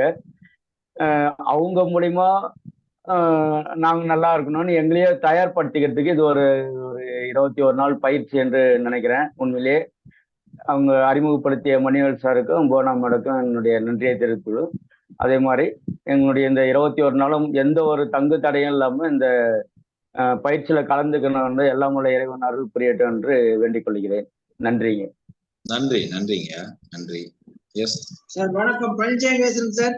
வணக்கம், வணக்கம் ஐயா, பேசுங்க சார். நான் என்னுடைய பிரச்சனைகளை நீக்கிட்டு இந்த இயற்கை விவசாயத்தை வந்து முன்னெடுத்து எல்லாத்துக்கும் நஞ்சில்லா உணவு கொடுக்கணும்னு ஒரு பெரிய கோலோடு இருக்குங்க சார். சிறப்புங்க, ஆசீர்வாதம். மகிழ்ச்சி. நிச்சயமாக அது செயல்படுத்துவீங்க. தாய் தந்தையருடைய ஆசீர்வாதத்தோட செயல்படுத்துவீங்க. மகிழ்ச்சி.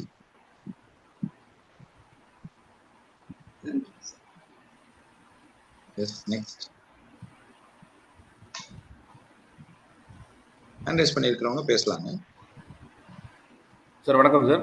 வணக்கம், வணக்கம் பிரதர், பேசுங்க பிரதர். சார் ஆக்சுவலாக வந்து நம்ம எப்பயுமே ப்ரெசென்ட்லேயே இருக்க மாட்டோம் சார், நீங்கள் சொல்கிற மாதிரி. சரி. அந்தந்த டைமுக்கு நம்ம ஒர்க் பண்ணுறது வந்து நான் இன்னியோட ஒர்க்கை வந்து நாளைக்கு என்ன பண்ணலான்றது மாதிரி நான் யோசிச்சுட்டு இருப்பேன். ஸோ அது என்னோட ஃபெயிலியர்ன்றதான் நான் நினச்சிட்டே இருப்பேன். கிளாஸ் ரூமில் நீங்கள் சொல்கிற இந்த 10th படிக்கும் போது கூட சொல்லியிருந்தீங்கல்ல, அந்த வயசில் என்ன பண்ணிட்டு இருந்தீங்கன்னு சொல்லிட்டு, நான் கிளாஸே கவனிக்கவே மாட்டேன். நாளைக்கு கொடுக்குற ஹோம் ஒர்க் இன்னைக்கு கொடுக்குறாங்க இல்லையா, நாளைக்கு அதை நம்ம எப்படி சப்மிட் பண்ணுவோம் அப்படிங்கிற மாதிரி ஒரு அப்போத்துலேருந்து இப்போ வரைக்குமே அப்படிதான். நாளையோட பிளான் என்ன அப்படிங்கிறத ஃப்யூச்சரை பார்த்து பழகிட்டோம். ஸோ ப்ரெசென்ட்டில் பண்ணுறதே இல்லை. அதே மாதிரி நான் நிறைய கிளாஸ் போயிருக்கேன். ஸோ சூரியனுக்கு முன்னாடி நம்ம எந்திரிச்சு பண்ணால் நம்மளோட வெற்றி நிச்சயம் அப்படின்றத தெரிஞ்சிருக்கேன். சரிங்களா? ஸோ அதே மாதிரி இந்த வகுப்புக்கு வந்து 4 மணிக்குன்னு சொல்லியிருந்தாங்க போனாக்கா. நான் அறிமுகப்படுத்துறது போனாக்கா தான். ஸோ கண்டிப்பாக இதோட 21 நாள் கண்டிப்பான சக்ஸஸ் இருக்குன்றது எனக்கு அப்போயே தெரிஞ்சிருச்சு. ஆனால் என்னால் முடியாதுக்கா, இது வந்து 2 மந்த்து. எனக்கு மந்த் எண்டு வந்து கொஞ்சம் ப்ரெஷராக இருக்கும், ப்ளஸ் வந்து ஈரெண்டோட இது மார்ச் மாதம், அதனால் என்னால் பண்ண முடியாதுன்னு சொல்லியிருந்தேன். பட் எனக்காக வாடா அப்படின்னு சொன்னாங்க. ஸோ அவங்களுக்காக தான் இது வந்திருக்கேன். இந்த கிளாஸுக்கு வரும்போது கூட எனக்கு 21ஆவது நாள் எப்படி இருக்கும் அப்படிங்கிறத நான் இப்போதுலேருந்தே யோசிக்க ஆரம்பிச்சிட்டேன். எப்படி இருக்குமா அப்படி இருக்குமா அப்படின்னு சொல்லிட்டு. பட் இந்த கிளாஸை கவனிக்கும் போது தெரியுது, நீ அப்படி யோசிக்க வேண்டாம், ப்ரெசென்ட்டில் வாங்க அப்படிங்கிற மாதிரி சொல்லியிருக்கீங்க. ஸோ இதுக்கப்புறம் ப்ரெசென்ட்டில் இருக்க மாதிரி நிறைய பேர் சொல்லியிருக்காங்க. ஆனால் அது எனக்கு அண்டர்ஸ்டாண்ட் ஆகலை, அதுதான் விஷயம். ப்ரெசென்ட்லேயே இருக்க மாட்டேங்கிறேன். அப்படியே மைண்டு வந்து ஜம்ப் ஆகிட்டே இருக்கு. பேசிகிட்டே இருப்போம், கவனிச்சிட்டே இருப்போம். ஆனால் உடனே பார்த்தீங்கன்னா ஃபியூச்சர் 9 மணிக்கு ஆஃபீஸ் போகணும், ஸ்கூலில் பசங்களை விடணும். ஸோ அப்படிங்கிற மாதிரி மைண்டு நம்மளுக்கு வந்து அது ஓடிட்டே இருக்கு. அது எப்படி கண்ட்ரோல் பண்ணுறதுன்றது தெரியல. ஆனால் நிறைய கிளாஸ் போயிருக்கு, ஆனால் கண்ட்ரோல் பண்ண முடியல. கவலைப்படாதீங்க, இங்கே தீர்வு உண்டு. Okay, thank you. மகிழ்ச்சி. நன்றிங்க. நன்றி நன்றி நன்றி பிரதர். வணக்கம் சார். வணக்கம் சிஸ்டர். வணக்கம். நான் அமராவதி பேசுறேன். ரெடில்ஸ்ல இருந்து பேசுறேன். எனக்கு இந்த கிளாஸ் அறிமுகம் பண்ணது எனக்கு மலர் மேம் தான் எனக்கு அறிமுகப்படுத்தினாங்க. அவங்க ஏற்கனவே அட்டன் பண்ணியிருக்காங்க. இது ரொம்ப நல்லா இருக்கும்னு சொல்லிட்டு எனக்கு அறிமுகப்படுத்தினாங்க. நானும் அவங்க சொன்னதுல நானும் இது அட்டன் பண்ணணும்னு ரொம்ப ஆர்வத்தோட இருந்தேன். நைட்ல நீங்க சொன்ன மாதிரி தான் சார், நான் தூங்கவே இல்லை. இது எப்படியாச்சும் இந்த கிளாஸ் நம்ம அட்டன் பண்ணியே ஆகணும் அப்படின்றதுனால காலையில இருந்து கிளம்பி வந்து உட்கார்ந்தாச்சு. இந்த கிளாஸ் ரொம்ப நல்லா இருந்துச்சு. நீங்க சொன்னது நீங்க சொன்ன மாதிரிதான் விதிதான் தலையெழுத்து, என் விதி இதன்படிதான் நம்ம வாழணும் அப்படின்ற மாதிரிதான் என் வாழ்க்கையை நோக்கி போயிட்டு இருந்தோம். ஆனா நீங்க சொன்னதை கேட்கும்போது நம்ம விதி நம்ம கிட்டதான் இருக்கு, அதையும் நம்மளால தாண்டி வாழ முடியும் அப்படின்னு நீங்க சொன்ன அது வரி அந்த டாக் எனக்கு ரொம்ப பிடிச்சிருந்தது சார். நான் இன்னும் இது நிறைய கத்துக்கணும். இதுல நம்பிக்கையோட கான்பிடென்ட்டோட என் வாழ்க்கையை நான் நடைமுறையை நான் பயன்படுத்தணும் வாழணும்னு ஆசைப்படுறேன். தொடர்ந்து இந்த 21 நாள் இந்த கிளாஸ் நான் அட்டன் பண்ணணும்னு நான் ரொம்ப ஆசைப்படுறேன் சார். மகிழ்ச்சி. நன்றிங்க சிஸ்டர். நன்றி நன்றி நன்றி. ஸோ ரொம்ப சந்தோஷங்க. நாளை காலை ஷார்ப்பா நீங்க 3:55 இருந்து லாகின் பண்ணிக்கலாம். இந்த வகுப்புல குறிப்பாக நாம இந்த 5 விஷயங்களை பத்தி நம்ம பார்க்க போறோம். அதாவது உங்களுடைய பணம் சார்ந்த, உறவு சார்ந்த, தொழில் சார்ந்த, ஆரோக்கியம் சார்ந்த, சமுதாயம் சார்ந்த உங்களுக்கு எந்த பிரச்சனை இருந்தாலும் அந்த சிக்கல்ல இருந்து நீங்கள் மீண்டு வருவதற்குண்டான விஷயத்தை பத்தி நம்ம பார்க்க போறோம். நாளைக்கு வரும்போது நீங்க லைஃப்ல என்ன அடையணும்னு நினைக்கிறீங்க, உங்களுக்கு என்ன அடையணும்னு நினைக்கிறீங்க அப்படிங்கிற அந்த ஒரு விஷயத்த எழுதிட்டு வாங்க, நோட் பண்ணிட்டு வாங்க. உங்களுக்கு என்ன வேணும், இந்த வகுப்புக்கு வந்திருக்கீங்க, வாட் யூ வாண்ட், உங்களுக்கு என்ன வேணும், எதுக்காக இந்த வகுப்புக்கு வந்திருக்கீங்க, எதை அடையணும்னு நினைக்கிறீங்க, தொழில் பண்ணணும்னு நினைக்கிறீங்களா, இல்ல மாசம் 5 லட்சம் சம்பாதிக்கணும்னு நினைக்கிறீங்களா, இல்ல வீடு வாங்கணும்னு நினைக்கிறீங்களா, கார் வாங்கணும்னு நினைக்கிறீங்களா, குழந்தைங்களை நல்ல ஸ்கூல்ல படிக்க வைக்கணும்னு நினைக்கிறீங்களா, என்ன வேணும், இதோ ஒண்ணு ஐடென்டிஃபை பண்ணிட்டு வாங்க. அந்த விஷயத்திற்கு விதி எப்படி உங்களுக்கு தடையா இருக்குதுன்னு நினைக்கிறீங்க, அதற்குண்டான பாசிபிலிட்டி என்ன, அதுக்கு மனம் எவ்வாறு காரணமாக இருக்கிறது, அந்த மனதை வடிவமைப்பது எப்படிங்கிற பல சூட்சமங்களை நாளைய வகுப்பில் சந்திப்போம். எல்லாம் வல்ல இயற்கை, எல்லாம் வல்ல பிரபஞ்சம் உங்களுக்கு எல்லா வளங்களையும் கொடுத்து 16 செல்வமும் பெற்று பெருவாழ்வு வாழ குருவின் பாதம் தட்ட பிரார்த்தனை முன்வைக்கிறேங்க. உங்க அனைவரினுடைய நியாயமான நேர்மையான எண்ணங்களும் ஆசைகளும் செயற்கூடட்டும் செயற்கூடட்டும் செயற்கூடட்டும். வாழ்க வளமுடனும் விழிப்புடனும். நாளை காலை 4 மணிக்கு சந்திப்போம். நன்றி. நன்றிங்க பிரதர். வாழ்க வளமுடன்.